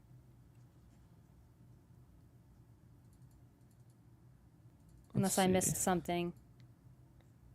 Like Chargers traded the pick or the Rams? I'm not seeing. I don't see anything about a trade. So people are now saying no one. I've heard the Rams want to trade down, but I don't see anything definitive. We do know that the Giants are trying to trade in. That is very public information right now. Yeah, I did get trolled, guys. No. So I think, God. I said that it was going to be Will Johnson here for the Chargers. I'm probably changing that to Matthew Golden. I'm going to stay with Will Johnson. The only reason, I think it's a good wide receiver class. I don't like the cornerback class. I think after like the top 12 guys, there's a big drop off. Who do I want at 26? Dad Productions. Thank you for the 5. Ram fan and enemy waters here in Washington. Don't like it, but Les is going Ewers at some point. I don't think so. Hope not. And I don't think not. He is. I really hope not. But I don't think he is. I think there's a different Texas quarterback that he would much rather have next year. I currently think Shador Sanders is falling out of the first round. That's what I currently think. I wouldn't be shocked because, like I said, there's a reason that he's fallen this far, and the media stuff and interview stuff is real. That was very legitimate, news, and some team is going to have to decide: do you take the risk on his talent? So the pick is in for the Chargers. Deontay Smith, thank you for the Hampton. 5. Oh, they went with Omarion Hampton. Yep. So that's who you had Wait, initially. is this Is that what that's what you said, It right? was. It was, yes. But is that confirmed? I saw somebody just tweet that, but it wasn't like I saw a couple of people saying it. Well, that would kill Deontay Smith here, who just gave us $5 to say Omarion Hampton at 26 is growing on me. I love him and Kyron to be our Thunder and Lightning. Well, yeah. It seems that he's a Charger, but I'm actually not. Yep, it is confirmed now by Schefter. Okay. There, I know that. So I know I would not, regardless, take a running back in the first round. I know, I didn't think ever that Travion Henderson was maybe going to go in the first. I think he's going to fall to the second. And again, I think the Rams have this window, and I think that running back is not high on our list of priorities. Oh my God, my thing is but you not know what? loading. The Packers are up, and I think Matthew Golden is going to be the pick here for the Chargers because I was saying Barron, now he's gone. That was perfect timing, by the way, on that super chat. I feel bad for Deontay Smith. Yeah, sorry, dude. That's brutal. Well, Green Bay is up. I think Matthew Golden makes a lot of sense for Green Bay here. They could go Will Johnson, but what I'm seeing is that Will Johnson had medicals. So now teams are skeptical about him. I did know that he didn't run the 40 times, so I think they're holding that against him. Whatever, I don't know. Courtney, thank you for the 5, saying if we get Golden or Sanders, I'll give y'all $50. Damn. Wow. Well, I would really like Matthew Golden. I'll say that. I love Matthew Golden. Yeah, I have Matthew Golden in my picks that would make me very happy tier. I still am rocking with Campbell though. That's my. I mean, listen, Packers are up, then Minnesota, Houston, the Rams. Jake, do you see the Packers, Minnesota, or Houston taking Campbell?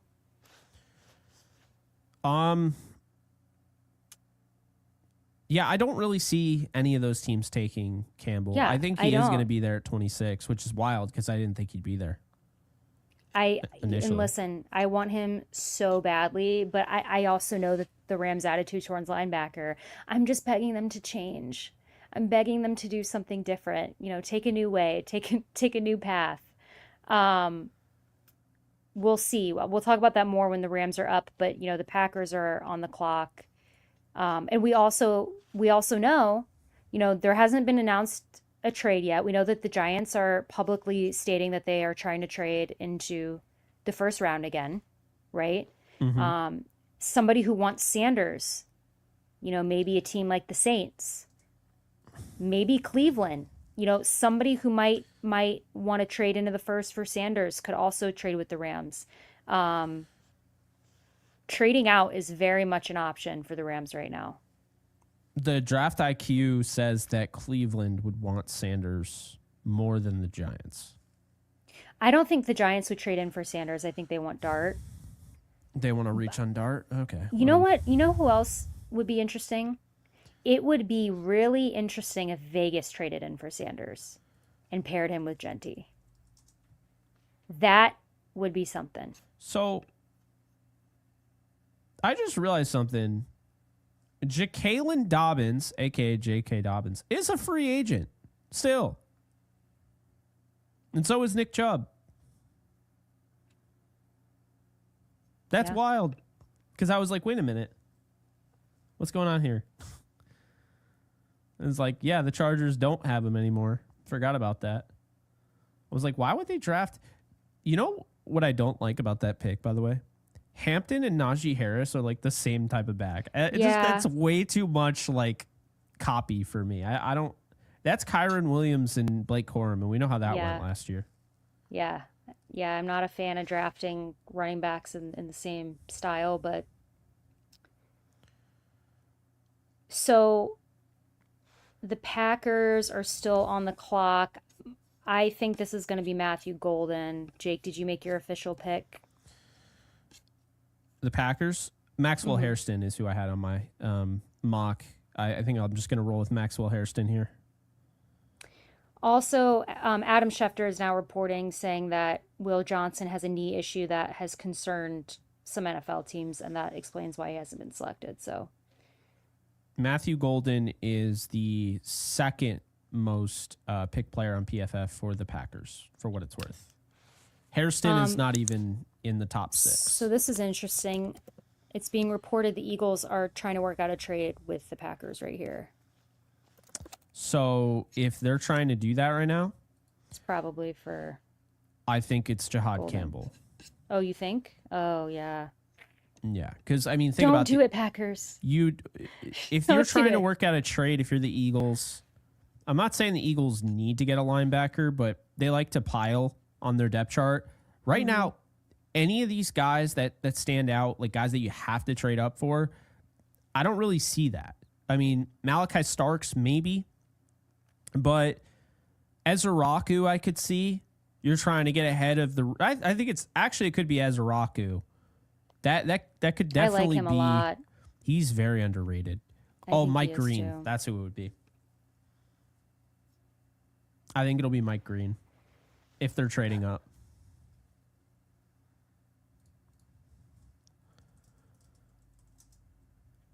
Well, I'm trying to refresh, guys. I'm trying to see what Green Bay is doing here, because sooner Green Bay picks Minnesota, Houston, Rams.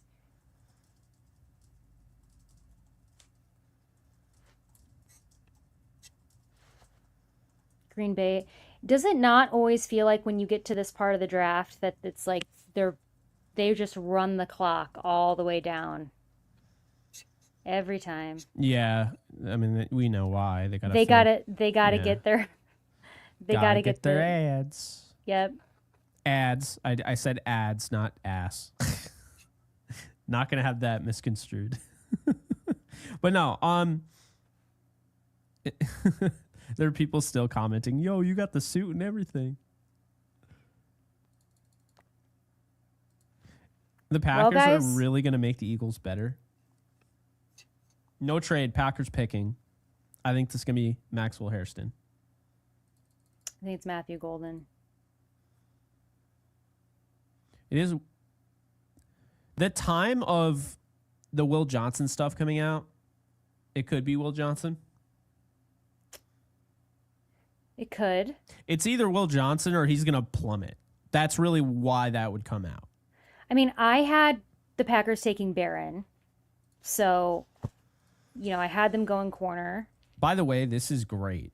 If you're a Rams fan who wants to trade down but stay potentially in the first round, the Eagles not getting this trade through, if that player does fall to 26, we could get the trade that we've been mocking so much the Eagles fans. Matthew Golden is a Packer.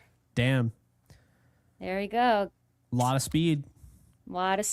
Good for the Packers. I love Matthew Golden. Ugh. So my Matthew Golden dream is dead. But my Campbell one is still alive. And that's my main dream. So my big dream is still in play. Which means Minnesota is up. You know what? You know what could be like a sneaky good pick for Minnesota? I'm trying to think of their depth chart. Hold on. Would Travion Henderson make sense for them? For Minnesota? Yeah. Oh, they're not Alexis, they're not picking here. Oh, I totally blanked on. I'm getting my teams mixed up. Yeah, they have Aaron Jones. No. Mason. You didn't get mixed up. There's just no way. I do not buy that Minnesota, who has like 4 picks, is going to make the pick here. They're going to trade down. This is the Giants pick. You think? Yeah, oh yeah. I would be absolutely shocked if the Giants don't trade up at this pick. It would be stunned. You're right. I forgot that Minnesota's got 4 picks. Yeah, like if you pick here, you don't. This is the chance to get those picks back. Like those picks are going to be less valuable, later on in the draft. So, yeah, we know that the Giants have been trying to trade into the first round. This could make a lot of sense. The Giants could be trading up here for Dart, or Sanders. I personally think that that the Giants like Dart. The I do Eagles too. apparently have been trying to trade up. Yeah, the Eagles really want So Sanders. so this could be um the Eagles trading with Minnesota. But yeah, Jake brings up a good point. Minnesota would be wise to trade down here. If they don't trade down here, I think they'll take Starks. I do too. Him or Yeah. Eamon Worry, because I Yeah. think those are guys that, you know, Brian Flores can kind of use as chess pieces. But if that's not the case, then Jackson Dart to the Giants at this pick. And I'll be celebrating like it's my own pick. So, yeah. Also, Matthew Golden did a video on him on this channel. Really like the player. True alpha receiver, elite speed, 4.29. His hands got better and better as his college career went on. Really separates well. Great route pacing, like we talked about with Tet. He also has that really good polish in his route running. He's got playmaking flair. I compared him to Antonio Brown. He's got return ability. He's still young, polished player at 21 years of age. I think the biggest issue with Matthew Golden, why he didn't go earlier, is because, well, he was held back. His production doesn't match what I believe he is. And also, he did have foot surgery in 2023. So I'm sure that probably hurt a little bit. He's not the best blocker. But I think the thing that really hurt him was Quinn Ewers. I think the quarterback play was that bad. It held him back. So to me, he's a early Steelers Antonio Brown. I think ceiling-wise, he could end up being like that. I think the floor right now, he's Darnell Mooney. That's how I see him. And I think with that speed, I think he complements the Packers real well. So I liked him. Yeah, Houston transfer to Texas. I like him. I love Matthew Golden. Like I said, I would have been very happy if the Rams picked him. It's going to be interesting what the Packers do with that receiver room, though, because it's like I made this joke, I think, last season on the show, where I was like, the Packers have like 10 receivers and none of them are wide receiver one, like a true, you know what I mean? Like they're going to have to, they might be moving on from Christian Watson. Because, you know, now you've got Christian Watson, who I feel like is always injured. You got Romeo Doubs, Jaden Reed, Dontavian Wicks. You know, they signed McCole Hardman. It's like there's a lot of bodies in there now, and A lot of bodies. somebody's out. You know, the Vikings. Let me go back and see if the Vikings have traded yet. They would be wise to, in my opinion. I don't see that that's been announced. My pick for the Vikings, if they don't trade, I think they're taking Malachi Starks. I will piggyback that. Yeah. I'm going to go with Malachi Starks as well. I'm seeing that they're sticking here. I don't know if this is legit, but I do see one reporter I follow saying the Vikings are sticking and picking. Wow. So maybe whoever the Eagles want, maybe the Eagles wanted Matthew Golden. I don't know. Maybe whoever the Eagles wanted, they decided to so the stop Vikings trying to trade pick up. is in. They apparently don't care that they only have 4 freaking picks, but all right. There's someone they love here. I swear, if I'm not even going to say it because I don't want it to happen. I'm not going to even speak it into existence. You and I both have players that we don't want the Rams to take really very badly, and we should just keep it to ourselves right now. Minnesota is probably Donovan Jackson. Wow. I mean, I like Donovan Jackson. I don't know that, like, you've got 4. I mean, I don't know. You got 4 picks. I think he's a good player, but I think this is a little early for him. Yeah. I said that. I know Takeover LA in the comment section was telling me that in the comment section on the video. I said it's too early. So shout out to Takeover, who said that would be a first round pick. Really good pass protector, can play tackle, can play guard. I think he's more of a guard in my opinion, but I think he could play right tackle. I'm a little surprised by this one, mainly because I didn't expect them to pick here. And you pick him if he's playing tackle. Picking him over Josh Simmons to me is insane. Well, I think that Houston might take Josh Simmons because remember they traded Yeah. Oh, you know Tunsil. what? I could have seen Donovan Jackson going to Houston. Now it's got to be Simmons because you don't have. They did trade Tunsil to your point. There are only two guys that I really could see going in the first round on the offensive line right now. That's Josh Simmons, who should have probably gone a while ago. Maybe the medicals are freaking teams out, and Josh Connerly Jr. Donovan Jackson, he goes off the board here. After that, I mean, Ariante Ursary, I'm a big fan of his. I have a first round grade on him, late first, but I don't think he's going to go that high. We have almost 1,500 people in here, guys. The Rams are one pick away because we now know that Minnesota took Donovan Jackson, Houston's up, and then the Rams. So, Jake, looking at this Rams pick, I mean, they've got so many options, including trading down. So, yeah, everyone's probably got their personal preference of what they want the Rams to do here. Everybody's got what they don't want the Rams to do here. I want Campbell. Listen, that's been my guy this draft season. I want him. Giants have traded up. With Houston or with the Rams? I don't know. It says they're coming up, so I don't know what that means.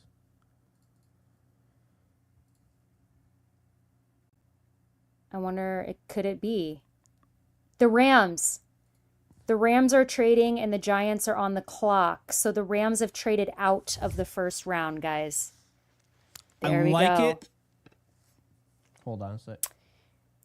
Listen, I like it depending on what the return is. It's going to depend on what the return is. Yes. It is a little bit of a bummer because it's like, oh my God, like the Rams are about to pick and now we've waited all night and they've traded out. So that's a little frustrating, especially with the talent there, especially for me because I really wanted Campbell. And I don't think he's making it to the Rams pick in the second round. Well, actually, I take that back because I'm assuming the Rams now pick second in the second round, Jake, right? So maybe if Campbell falls out of the first round, that dream can stay alive. I'd be very surprised. So now, I'm assuming that the Giants have traded for Jackson Dart is my assumption. Yes.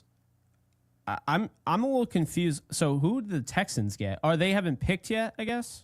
No, I don't think the Texans have picked yet. The Giants and the Rams trade just was announced.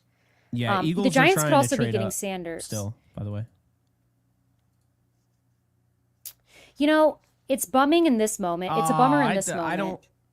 Oh wait, there are conflicting reports right now. Wait, the Texans traded with the Giants. It's the Texans, not the Rams.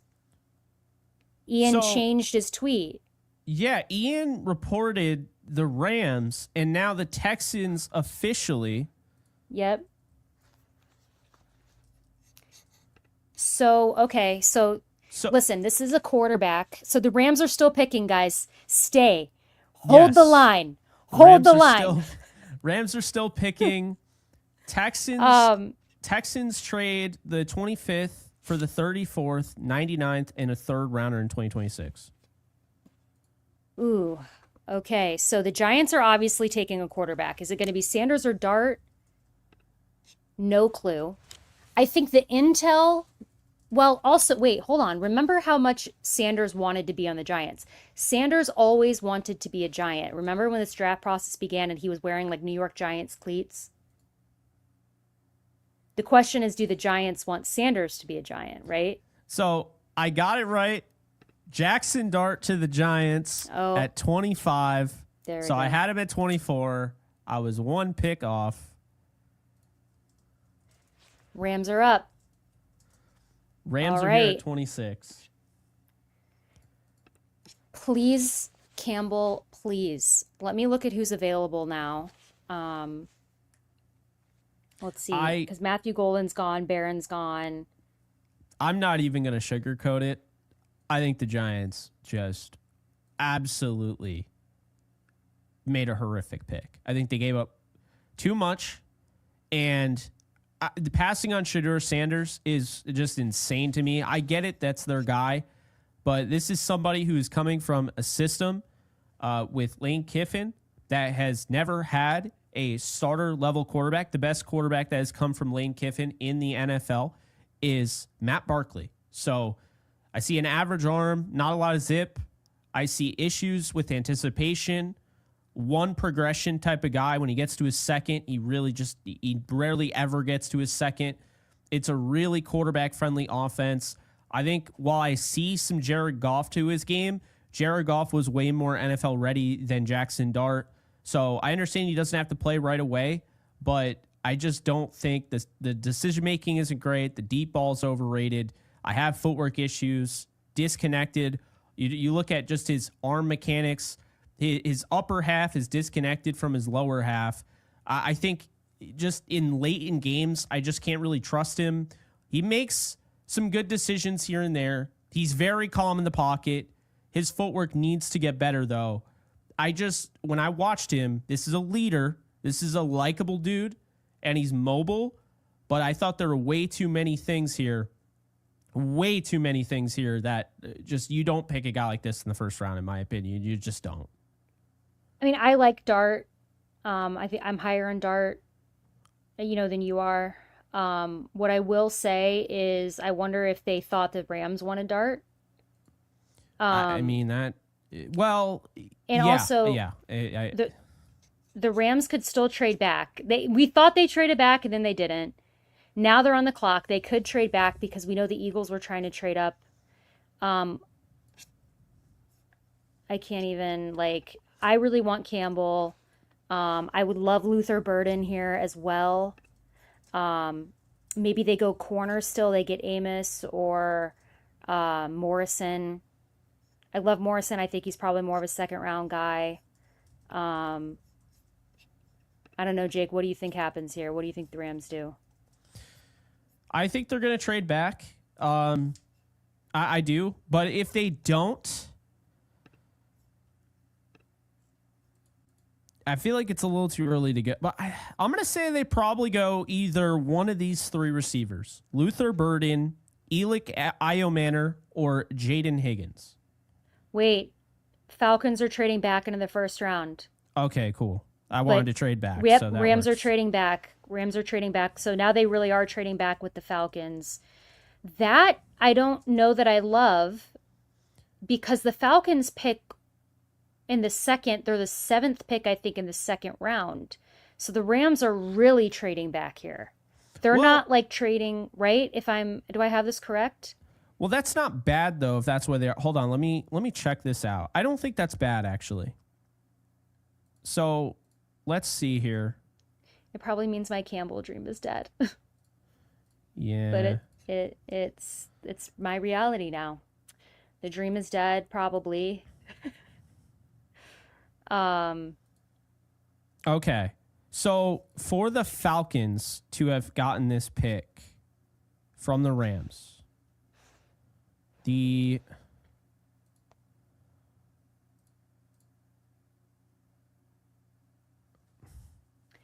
this is interesting because it's not going to be for a quarterback because they got their, guy last year.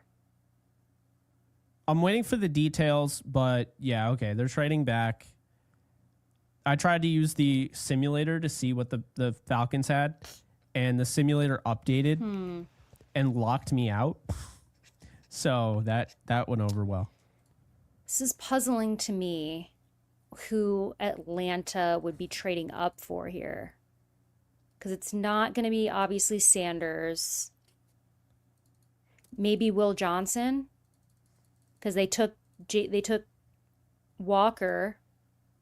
Might be Will Johnson. Maybe they're taking the risk on him. We know it's not a quarterback. Yeah, it's not a quarterback, so it's not Sanders. I don't think there's a receive and Burden. I just don't think that Atlanta would, I think they're okay right now at receiver. I don't know. I think it's probably Will Johnson, but what do I know? I just know that I feel like the Rams traded back farther into the second than I would have wanted them to. I'm not saying it's like blasphemy and horrible, but Yeah. I'm not loving how far the Rams traded back. Well, So I'm let's very see curious to see the return. the NFL draft trade chart. So the trade chart would have the Rams, if they're trading all the way back to 46, which is quite a while. Wow. The Falcons. Oh, wait, is this what you just said? Sorry. No, I The was just trying to Rams. calculate it. So the Falcons traded 46, 242, and a first rounder in 2026 for Rams pick 26 and 101. Cool. All right. Wow. What? Wow. Who is Atlanta taking here? Who could possibly be? I have chills. I have chills. I have chills. There we Damn, go. That makes sense because like I said, I didn't love how far back. But you know what? For that haul, cool. yeah, I Sure. mean, so Take it. So the Rams moved 26 and 101. So the compensatory, all right, this is kind of funny. Stop me if you know what I'm talking about here. Raheem Morris got the Rams the 101 compensatory pick by being hired by the Falcons, which then the Rams just sent right to the Falcons, who is coached by Raheem Morris. That is wild. So Rams end up with the 46th pick, and they get 242 and a first rounder in 2026. What I will say is this. I like this draft. I don't love it. There are players that I want. There are players that you and I both want. I think this is a great move. You know who they took? James Pierce out of Tennessee. Wow. Wow. So they get him and Jalen Walker. Yeah, I think that tells me they're either going to use Jalen Walker as both an off-ball and an inside backer, or they're going to use him an inside backer, and now James Pierce Jr. will be the. I do think that, Arch Manning thing just became very real, I think, with that pick. Yeah, well, I just dropped it in the chat. I said Arch Manning confirmed target for 2026. I think this probably puts to bed any quarterback being drafted this year by the Rams. I don't think it's worth it at this point. Now you've got 2 2026 first round picks. Yeah. Arch Manning as the successor. That's obviously the goal. While also competing, I think, for obviously a Super Bowl this year. So, wow. Well, I can't believe the Falcons just gave up the first rounder in 20. Actually, did I not say this? Actually, I did say this. The Falcons just bought a pick with their first round pick next year because they already have a quarterback. That is genius. That makes a lot of sense. Good for them. And good for us because we're reaping the benefits of that as well. I really like that trade for the Rams because now they don't have to go quarterback. They can do whatever the hell they want. They now have 2 first rounders. The team that is known for not having first round picks is guaranteed to have 2 first rounders in 2026. Yep. I mean, that has to make you feel a type of way. And not saying I go this direction, Alexis, but let's say they don't go and use it on a pick or next year. Now they have some crazy ammo if they want to make some crazy mid-season trade in a Super Bowl season. So that's also something to keep in mind. They've got very good leverage. They've got a good arsenal now of picks. And yeah, I mean, they trade down obviously to, I think it's to pick 42. 46. So 46. Yeah. And then middle of the second round. Yeah. By the way, they'll probably trade down from 46. This is the draft to do it. So I like it. I like it, although, like I said, my Campbell dream is probably dead, but it's all right. It's all right. I like this return. Baltimore is up, by the way, just so I'm keeping everyone up to speed on who's up. Um, I did just clip that whole moment with like, did they trade? Did they not trade? What the hell's going on? a So lot of whiplash in that moment. Like, that was some wizardry. yeah. I'm seeing the chat is asking for the return again. I closed out of it. It was let me pull it up. So the Falcons traded pick 46 to 42 and a first rounder in 2026 for the Rams picks at 26 and 101. So that's where we're at. So we're not picking tonight. Might not even be picking tomorrow, like Jake said. I mean, we could get in a spot where we just start. Well, no, Oh well, they'll we'll pick definitely be tomorrow. picking. Yeah, sorry, We need to have I people was that forgetting. show up, Alexis. No, sorry. I was forgetting that. I was thinking for some reason, I meant second round, not the day. We might. I could see the Rams trading out of the second, but tomorrow is the second and the third round. Um,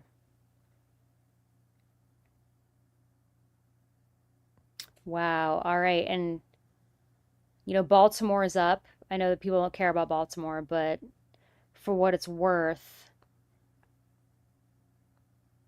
I am completely stumped on who they could pick. So at the moment. Wow, guys. Well, chat, I'm looking at the chat now. Um, yeah, I think everyone's like ammo to get Manning. I agree. Uh, Good trade by the Rams. And you know what? This is one of those things where like, Jake and I have been talking like I was totally fine with the Rams trading back because 26 is like that's kind of the spot where like you can get a lot of good capital or there's still a lot of talent there. It's obviously first round. I did really want Campbell, but now we just have to hope, guys, that maybe he falls to 46. But Jake, you know who I think might be there at pick 46? Who I'd really like? Who would you like? Benjamin Morrison. I like Benjamin Morrison a lot. I have a first round grade on him. So Yep, I think that he's very much that's because that's a round where I had him falling anyway. Not to the Rams because the Rams obviously, I didn't know they were going to be picking there, but that could be really fun. Atlanta, man.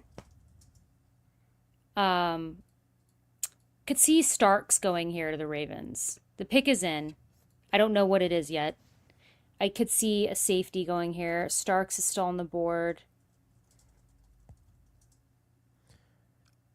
I'm sorry, but if you're a Refresh. Rams fan and you're not hyped about what they just did, I don't think you understand the gravity of the situation. That is for Arch Manning next year if they don't get a quarterback in this draft. Make no mistake about it. And this is why I say that. Because now they have 2 first-round picks. What did it cost at the time the Redskins to get RG3? 3 first-round picks. It typically costs 3 first-round picks to move up in the draft and take somebody, right? That's normally the Godfather offer. That's what it costs for Goff. Well, you might have to offer 4. And if you offer 2 of them in 2026, you can offer 1 in 2027 and 1 in 2028. And now all of a sudden, this Arch Manning thing that I quite literally thought of after they won the Super Bowl, I just had this feeling. I was like, yeah, this could actually happen, Alexis. It really could. And that's kind of what I'm seeing here and what they're trying to do. Chess, not checkers. While the Giants go and get Jackson Dart, the Rams could potentially get Arch Manning next year. So, by the way, the Ravens did take Starks, which makes a lot of sense based on who was on the board. So I just want to get that out there if anybody's not like I had Starks going to the Ravens. So yeah, good pick for them. And also I think, this basically shuts down what the Rams trade does is it shuts down Sanders to the Rams. Right? That's not happening because I do think that this is giving them ammo for Arch Manning. Yeah, I wouldn't necessarily rule out a quarterback. Well, but I'm just saying I see the vision. And if that's what they decide, if they don't go with a quarterback this year in the first 3 rounds, that I think is the vision. See, I think that where they're picking at 46 could also be Travion Henderson territory. I don't want a running back in the second round personally, but that's kind of who's there. I think Benjamin Morrison makes a lot of sense. Maybe Trey Amos, you know, if you think he's still going to be there. You got a lot of option on trading back, right? You could also keep trading back, but Detroit is on the clock, Jake. Just want to throw that out there. There's still picks to be made in the first round. Man, what a trade. I'm not over that. That's insane. It is, and you know what this means, guys? Unfortunately, let's just root against Raheem Morris the entire season and hope that the Falcons somehow get atop the number one pick. Yeah.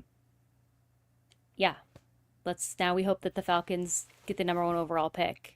Would that not be something, Jake? The dream? The Falcons get the number one overall pick. We win the Super Bowl, so we have picks 1 and 32 next year. It's probably never happened. I can't think of a time that's happened. I mean, it would be pretty wild if the Falcons had like a terrible season and the Rams didn't have to even trade up that far for Arch Manning. Like, we're just talking from the perspective of, okay, that pick will probably be like in the 20s from the Falcons. Mm-hmm. And then the Rams pick will probably be in the 30s, right? Like, that's what you would expect. But if the Falcons have a dreadful year and Michael Penix Jr. falls off a cliff, well, we could be looking at a top 10 pick. Well, and that would also be, and that still puts you in Arch Manning territory, right? Because you look at what would it take to get a number 1 or 2 pick, depending on how it falls. You want Atlanta to have a bad season. You want Atlanta to have a top 10 bad, but pick. I am rooting against them like my life depends on it. Yeah, because if I get the number Atlanta. 1 overall pick out of this, I don't even have to use the ammo. Now I can just draft Arch Manning if he comes out next year, of course.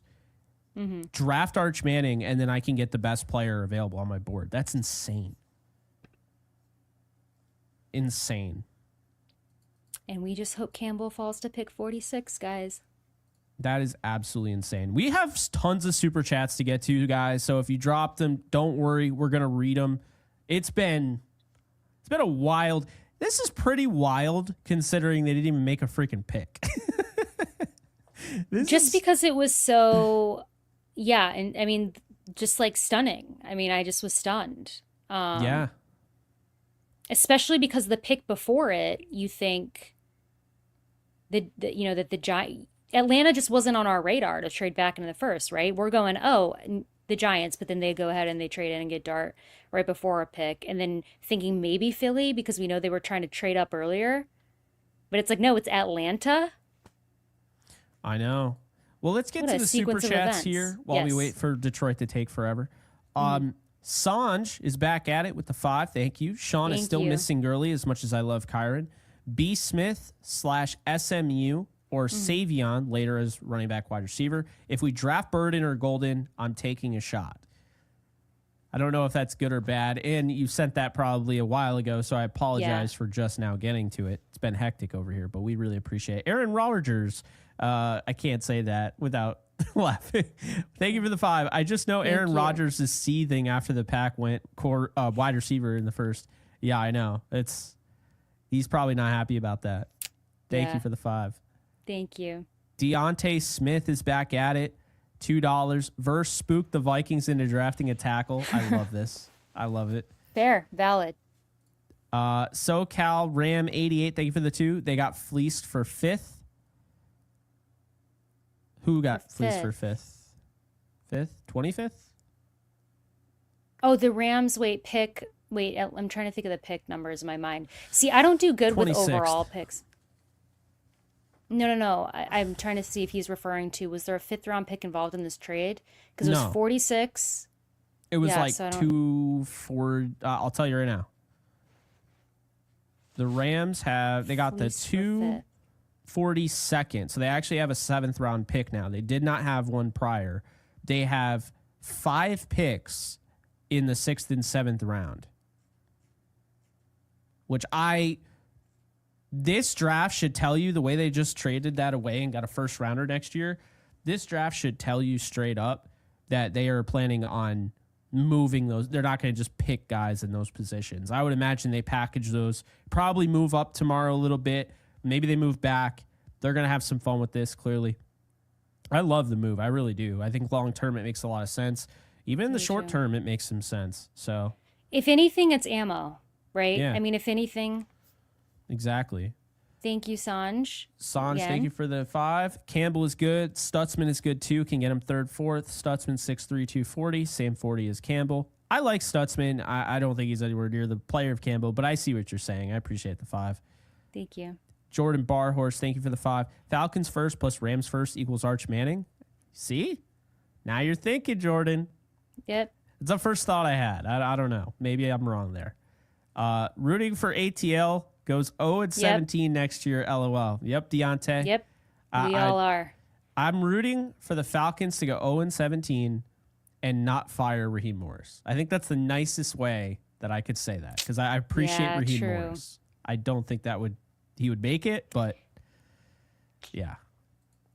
Ruiz, thank you for the 2. Rams winning Super Bowl this season. 9 retires. We go quarterback. Hey, I'm not trying to rush 9 out the door.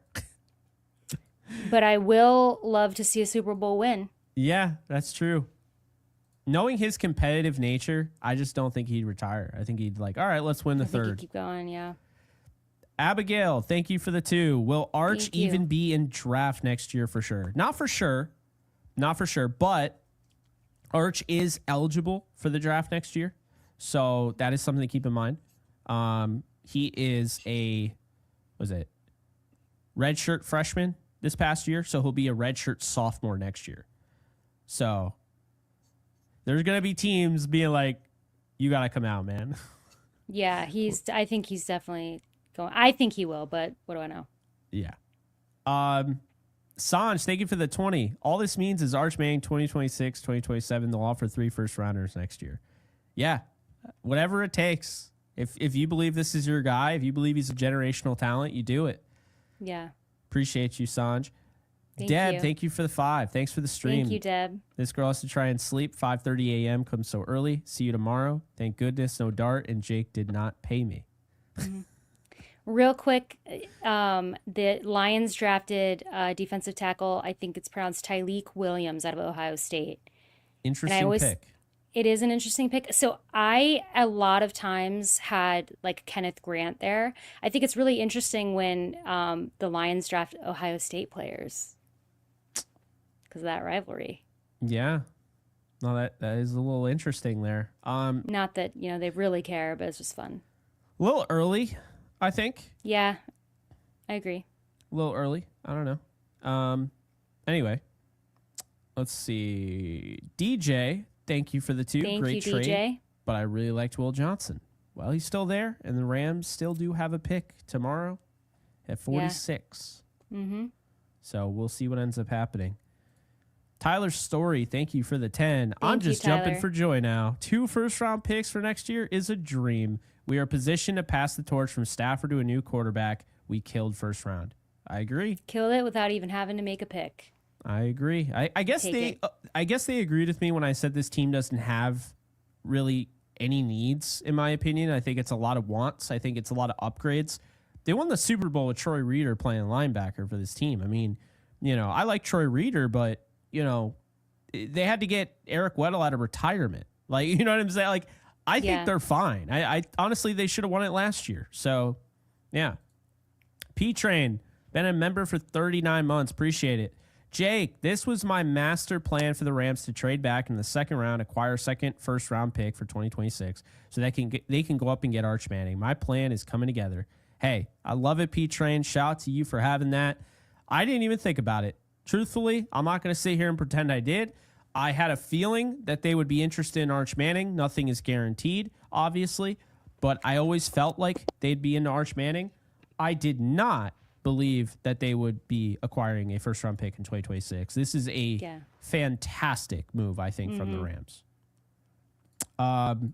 We just keep going. Daniel Rodriguez, thank you for the 2. Arch, the top-ranked player for next year or top quarterback? We'll see. I'm going to be watching some. That is one thing. That is one thing. I'm going to do a video now. If they don't draft a quarterback this year, if they don't take Milroe, if they don't take Sanders, I will be doing a video breaking down the quarterbacks next year way too early because now we know. It's not hard to see what their plan is. Yeah. Hilltop, thank you for the 5. Do you Thank think you. with the extra pick next year, we could be looking to bundle picks next year and the following to get Burrow or someone of that caliber? Wouldn't rule that out if Burrow had like a bad season or Trevor Lawrence or somebody like that, disgruntled. But this feels like they are, and this is good, by the way, for people that don't want Sean McVay to leave the sport. They want to keep coaching. They don't want him to retire. This is going to keep him going. So this is good. I think they're going to go rookie. Appreciate it, Hilltop. ID89. Sorry, Alexis, a lot here. It's all right. Appreciate the 2026. I love it.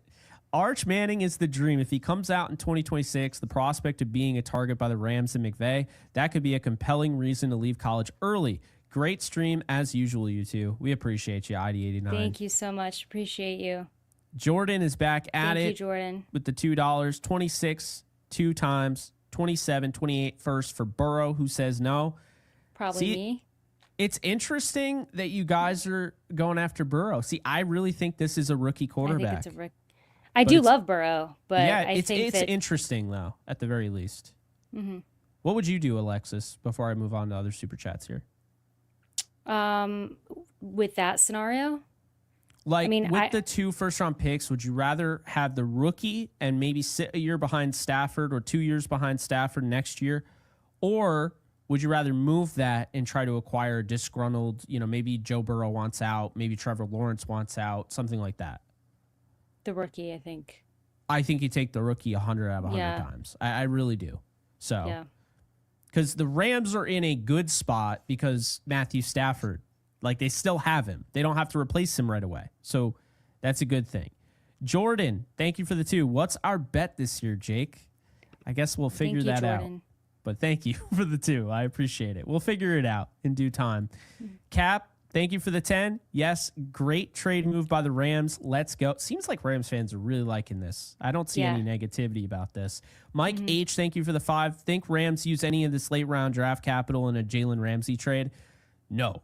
In this draft, maybe. They're not going to use any of the first round picks they just acquired. But and I also, real quick, just for everybody, so you've got Washington, Buffalo, Kansas City, Eagles still on the clock. None of those teams are going to want a quarterback, in my opinion. They've all got franchise quarterbacks.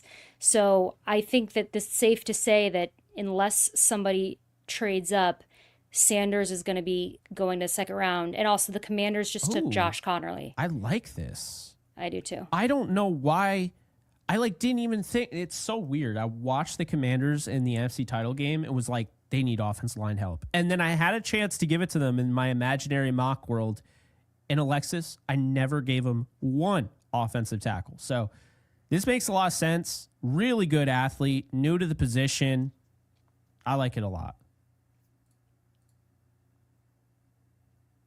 What say you? You like you like Connerly? Yeah, I do. I think that's a good pick for the Commanders. They could have used him in the title game. That is valid. Good thing Jaden Daniels won't have to run for it. Well, he still might, but this is going to help a little bit more. MX Master with the 20. Appreciate you. Thank you. Appreciate it. Sean Stewart with the 20. A Manning that can run OMFG. That would be nice. I love that. Appreciate it, Sean. That's funny. Thank you. And then last but not least, was last and now, Josh, thank you for the 2. Browns have 2 first next year, also in the quarterback hunt. Well, I guess we'll just have to smack them upside the head and take their pick. I don't know what else to say. I also think they're going to take Jalen Milroe. I'm not an idiot. I can see their vision getting those 2 second round picks.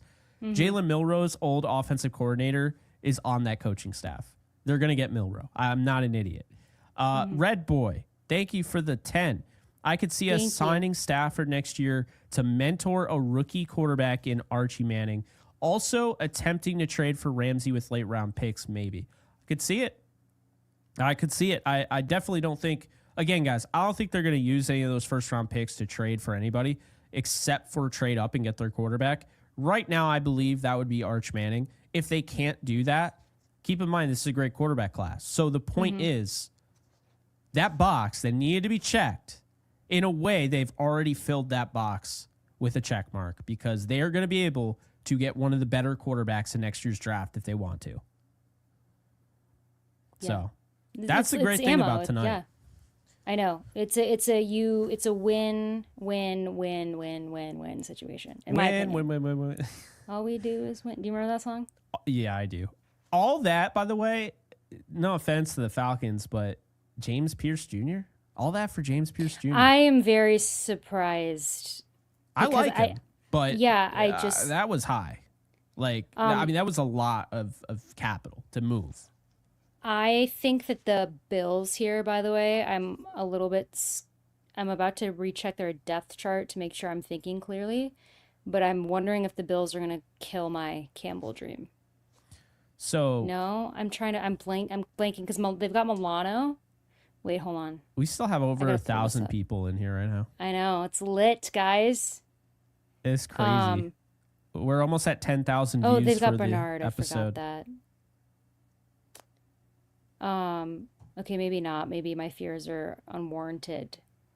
What do you think that the Bills do here? All right, so here's the thing. I think what I've been doing with the Bills is I see a player that makes so much sense for them. And every mock draft, I just find myself him going there. He's the number one corner in this draft. It's Trey Amos. I really think that's I know, and teams do this. I know that they just signed Tre'Davious White back. I mean, we also saw Tre'Davious White play last year. That's not necessarily an addition. But I know they signed him. What I think they did it for, they signed him now to kind of push people away, like kind of smokescreen a little bit. I think Trey Amos comes off the board here.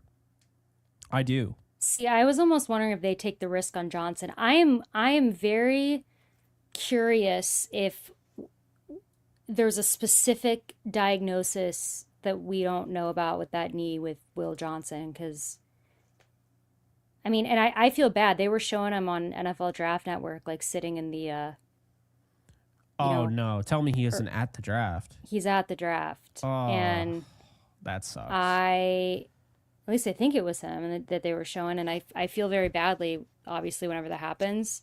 So I'm very curious if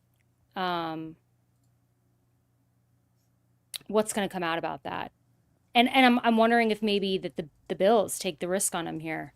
Because you got the Bills, and then you got Kansas City, who I feel like, what do they do now? Do they take out of the tackle out of Minnesota? I'm blanking on his name. Jake, offensive tackle out of Minnesota. Ursery. Yeah, Ursery. Because Kansas City, I feel like, lost a lot of offensive linemen. Then you got Philadelphia. Well, I can tell you, Kansas City is not happy that Connerly just went off the board. There's no way. Right. So I think you've got to take, if you're staying there. Well, no, you're forgetting somebody. This is falling perfectly for Kansas City. I can't even believe this. They're going to end up with the best tackle in the draft, Josh Simmons.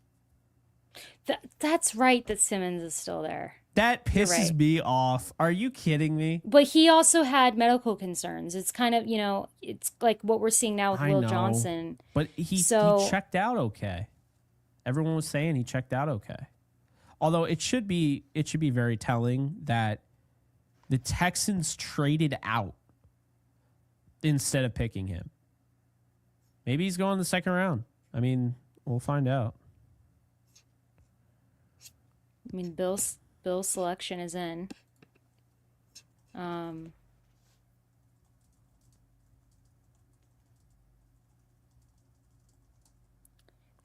Eagles moved up one spot with the Chiefs. What? So the Bills selection is in, and then the Kansas City and the Eagles swapped picks. So I'm almost wondering, do the Eagles need an offensive tackle? How old is Lane Johnson? That's, because that's the only way that makes sense is if Lane Philadelphia Johnson is 34.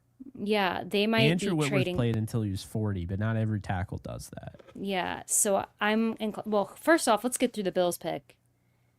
But Bill's pick, I think, is yeah, going to be Trey Amos. it's Maxwell Hairston.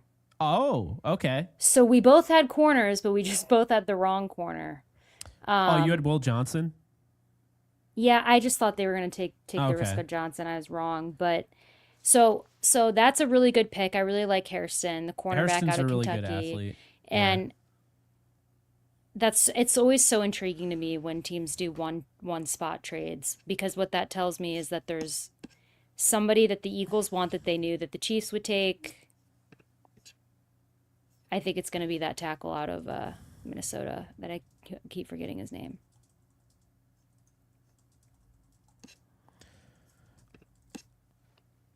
And then we're done. And then the first round is over. And then tomorrow, we'll be back at what? Is it 7? Yeah. 7 Eastern. My computer literally. All right, I'll have the clip up. I am so annoyed. This is why I hate Windows, by the way. Hate it. Despise it. I'm using Mac on this. My gaming PC is Windows. So I was using that to clip our reaction. And while it was uploading to YouTube, system update, it just automatically rebooted my system in the middle of it uploading to YouTube. I forgot I had these fries. I have fries. Not here. Oh my God. I'm going to eat so much food after I finish that. I don't even care. Screw it. Also, there's going to be a lot of content on the channel. I'm a psychopath, so I'm probably going to stay up pretty late again and do a mock draft, considering based on where they are. Because you can do that.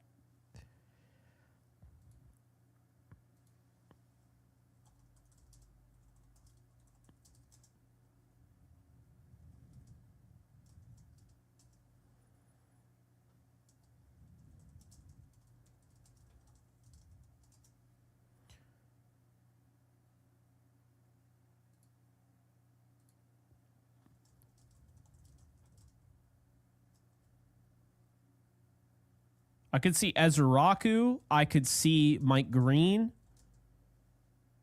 I could see. I see Luther Burden, if I'm being honest with you. It's Jihad Campbell. Oh my God. The dream is dead. Give me a second, guys. The Eagles took my guy. He was there for the Rams, and the Rams traded out of the first round. But you know what? I agreed with that. I mean, I would have liked Campbell, but they made a really, really good trade.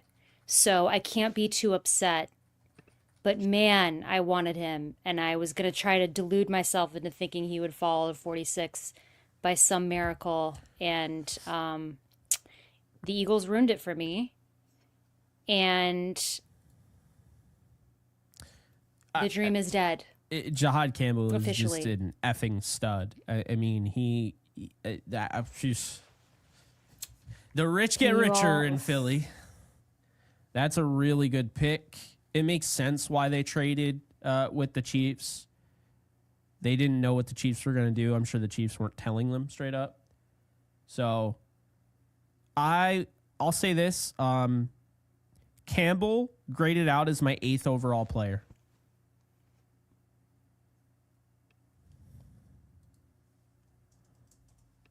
I just think he's an absolute stud.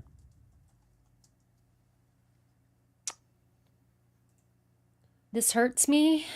It ain't great. You know, it does hurt me. I am really, really psyched about the trade still. I still think, listen, if you can get that haul, I still take that. But I mean, man, that I had of him playing with Jared Verse and Braden Fisk and Kobe Turner.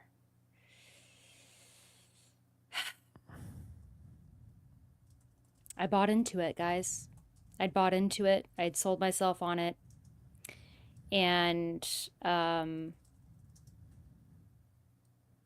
you know, It's So over. It's over now. I'm going to grieve that tonight. And tomorrow I will be bright eyed and bushy tailed. But man, I was really hoping he would somehow fall to the second. And I it's think all I'm right, just, guys. yeah. I'm So is the just NFL hoping. draft. It won't be my first stream that's died. There will be several more throughout this draft process alone. Um, I just hope they don't take Bird in here.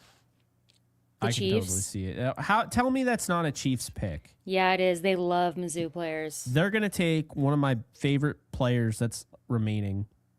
It's either gonna be Burden, who is my 10th overall prospect, or it's gonna be my number 5 overall prospect, Josh Simmons.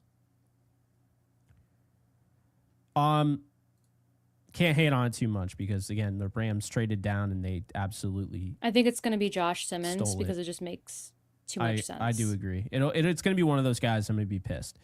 Matthew, thank you for the 10. So it was suits tonight. Is it PJs or jerseys tomorrow? Didn't expect that from them in round 1, but I like it. Man, I kind of want to rock the suit again tomorrow. But I think the whole thing is we're just going to surprise you.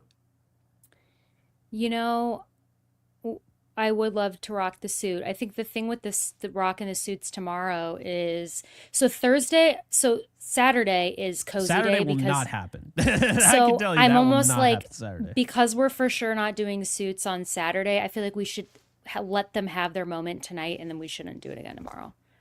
Yeah. Like doing suits 2 days and then doing sweats and hoodies on. Now having a theme tomorrow, maybe, yeah. Yeah. No, this is a Unless day 1. Everyone gets they get the suit treatment. We yeah, take it. Day 2, the, like it's a slowly but surely kind of like going back into relaxation.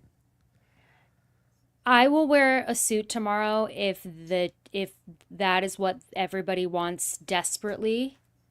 Um, then maybe. But I think we should like let them have their opening night moment and then move on. Yeah. Is my pick. But we'll see.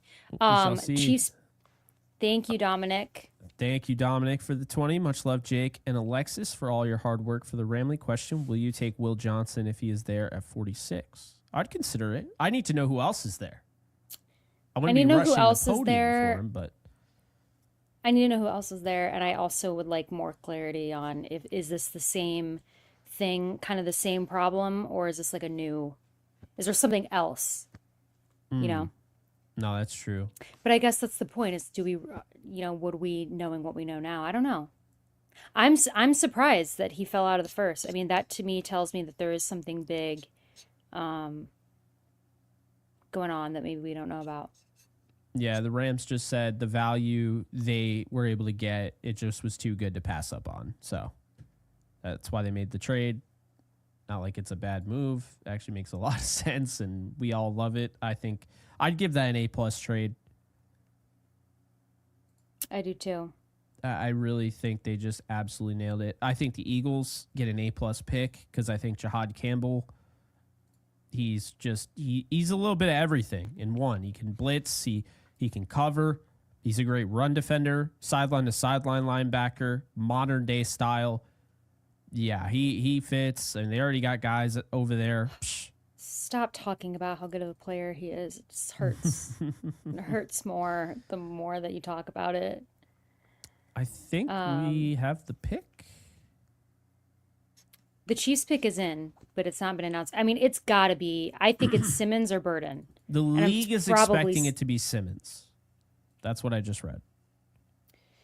I mean, I don't see how it can. I mean, you've got to help out your offensive line. I think the Chiefs already kind of had holes and they just lost more players. And then they traded with the Bears. Like, it's got to be Simmons.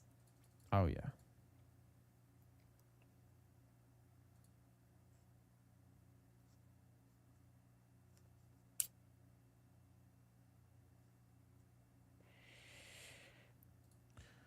Well, guys, we still got over 1,000 people in here. Thank you very much, everybody who's still here. We're awaiting the last pick. I think the pick is in for the Chiefs. The last pick of the first round. We'll see who that is. We're expecting it to be Josh Simmons. And then, tomorrow is the second and third round. and win the Rams' first pick. LA Canuck with the 20. Appreciate you. Thank you. Thanks for tonight again. A thought they could package the first 2-round picks next year to get up higher for Arch Manning. A thought, Carl. I agree. Yeah, I think that's probably one of the thought processes behind getting that extra first-round pick. Oh, yeah. Jake staying up late? I don't believe it. Do you, AK? Alex? I don't, actually. I don't usually stay up late because I got to get up way too early, unfortunately. Yeah. No. I didn't read it yet, but I saw the chat, and I hope it's not who I... Okay. Who is it? One of them is going to piss me off. If it's Higgins? I think I saw it was Jaden Higgins, and I'm going to be so pissed.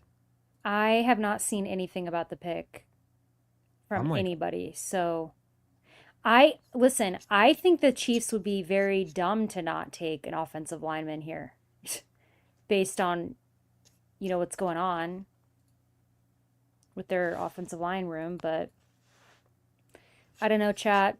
Oh my God, what do you think? they're dragging this out. It could be Burden. I don't know. I just think it's going to be Simmons. It's Josh Simmons. Yep. Not a shock. Yep. Predictable. Chiefs really needed to get an offensive lineman in that first round and help protect Patrick Mahomes. So it's a really good pick. Josh Simmons is a guy who a lot of people, I've seen multiple people say this, like if he didn't have the injury concerns, he might be my top offensive lineman in the draft. So he is mine, even with the injury concerns. Yeah, he's that good. So the Chiefs get arguably, according to many, the best offensive lineman in the draft. So the rich get richer. But you know what, guys, my Jihad Campbell dream is dead, but there's a lot of dreams that are still alive. The Luther Burden dream lives on.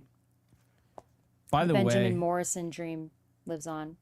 I saw Blaine tweeted out back in March, Mike Clay gave the Falcons a 6.7 projected win total. That ranks 27th, which would equate to the 6th overall pick. Could you imagine? I'm dumbfounded by how much they gave up. Not complaining. This is the same team, after all, that drafted Michael Penix Jr. at 8th overall. So I'm not shocked, but yeah. Well, guys, Jake, I think this first round, there wasn't, the Rams trade with the Falcons, I think, was the biggest, oh my God moment, right? It's like last year, the Penix Jr. pick, right, with Falcons. Yeah. And now they've done it again with their trade with the Rams, I think, in that haul. There wasn't anything insane to me in this first round. No, I mean, I think it was pretty tame. The Jaguars trade up, I thought, was pretty surprising. And keep in mind, there's another team out there that has 2 first-round picks now. Thanks a lot, Jaguars, the Browns. Mm-hmm. So that's something to keep in mind. I do think they're going to take Milroe in round 2. So that's something to consider. But yeah, I think we got some super chats, and then that's been the draft, at least in the first round. So first round, only 6 more to go. Because round 2 and 3 is tomorrow, 4 through 7. Mm-hmm. Let's put it this way: if our eyes aren't fully closed by the end of round 7, it'll be an accomplishment. If I'm not in the fetal position with my Rams blanket wrapped around me, a little bit teary-eyed because I'm hungry, then we haven't really done our job. Oh, we did all the super chats. Awesome. All right. Yeah. Well, guys, first round is over. We appreciate everybody for sticking around. It means a lot. We're glad that you enjoyed our coverage. We're glad that you enjoyed the suits. I don't foresee the suits making an appearance tomorrow unless the interwebs you all are just absolutely pounding the table for them. Then I have one other blazer. I guess I could change my look and do a little I only bit of have a different this. suit. I can only change the tie. I can get a hold of another tie and figure it out. But I liked the suits. Like I said, I don't normally I liked yours a lot, actually. Yeah. Yeah, I thought I don't yours was normally put great. on a suit. But thank you. I appreciate it. And guys, if you haven't already, if you could please like and subscribe um, this video. We'd appreciate it. You can follow me on social media at the Alexis Kraft on X. You can follow me at Alexis Kraft on Instagram. You can follow Jake on all platforms at JK Bogan.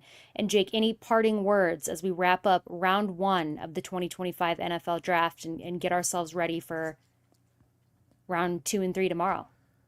This has been a fun one. You know, the Rams haven't even made their pick yet. I am absolutely stoked for what the Rams just accomplished tonight. I don't think people quite realize the gravity of the situation. This was a total fleece job. The Falcons, because they were picking in the middle of the second, they tried to move up. They did. They moved up to 26, and they just gave away their 2026 first round pick, a draft that is considered one of the best drafts we've seen, a quarterback class that is rich with talent, not just Arch Manning, Drew Aller, right? Lenoris Sellers. There are other quarterbacks. So if you miss out on Arch, the point being the Rams just were given the keys to the post Matthew Stafford era, and they don't have to worry about that next year. So we'll see if they draft a quarterback on day 2. But they don't have to. They could actually ride it out with Stetson Bennett as their third guy, and because they have Jimmy Garoppolo and Stafford right now. So we'll see if Shedeur Sanders or Milrose there at 46. Never say never, but the Rams are in the best position they've been in the entire Sean McVay era of getting a true franchise quarterback that McVay has chosen. So I thought they came away great. You guys were fantastic. Yes. We had almost 2,000 people watching us. That's just insane. And the Rams didn't even make a pick. So we appreciate anybody watching, not just Rams fans, but we recognize we have a lot of Rams clientele here. So really appreciate you guys. Final numbers, Alexis, before we go, at least on my channel. I can't see all the channels currently. We just missed 11,000 views in our first night. So wow. Now keep in mind, last year, I believe it was 10,000 across all platforms, and we were on Twitter. This year, we're just doing YouTube, and I think it's really a testament to the growth that we've had, but also the growth that our community has had. I mean, I think just it keeps getting bigger and bigger and bigger. People like watching us. People like commenting, hanging out, and we love, hanging out with you guys and reading your stuff. So this has been a blast. We can't wait to be back tomorrow, but that's going to do it. Yeah. Thank you guys so much. We appreciate it. Thank you so much for tuning in. We'll be back tomorrow for rounds 2 and 3. We live stream the whole draft, so be sure to tune in tomorrow night, and it'll be a good time. And we may or may not be in suits. We'll see. We'll figure it out. But guys, as always, stay safe, take care, and go Rams.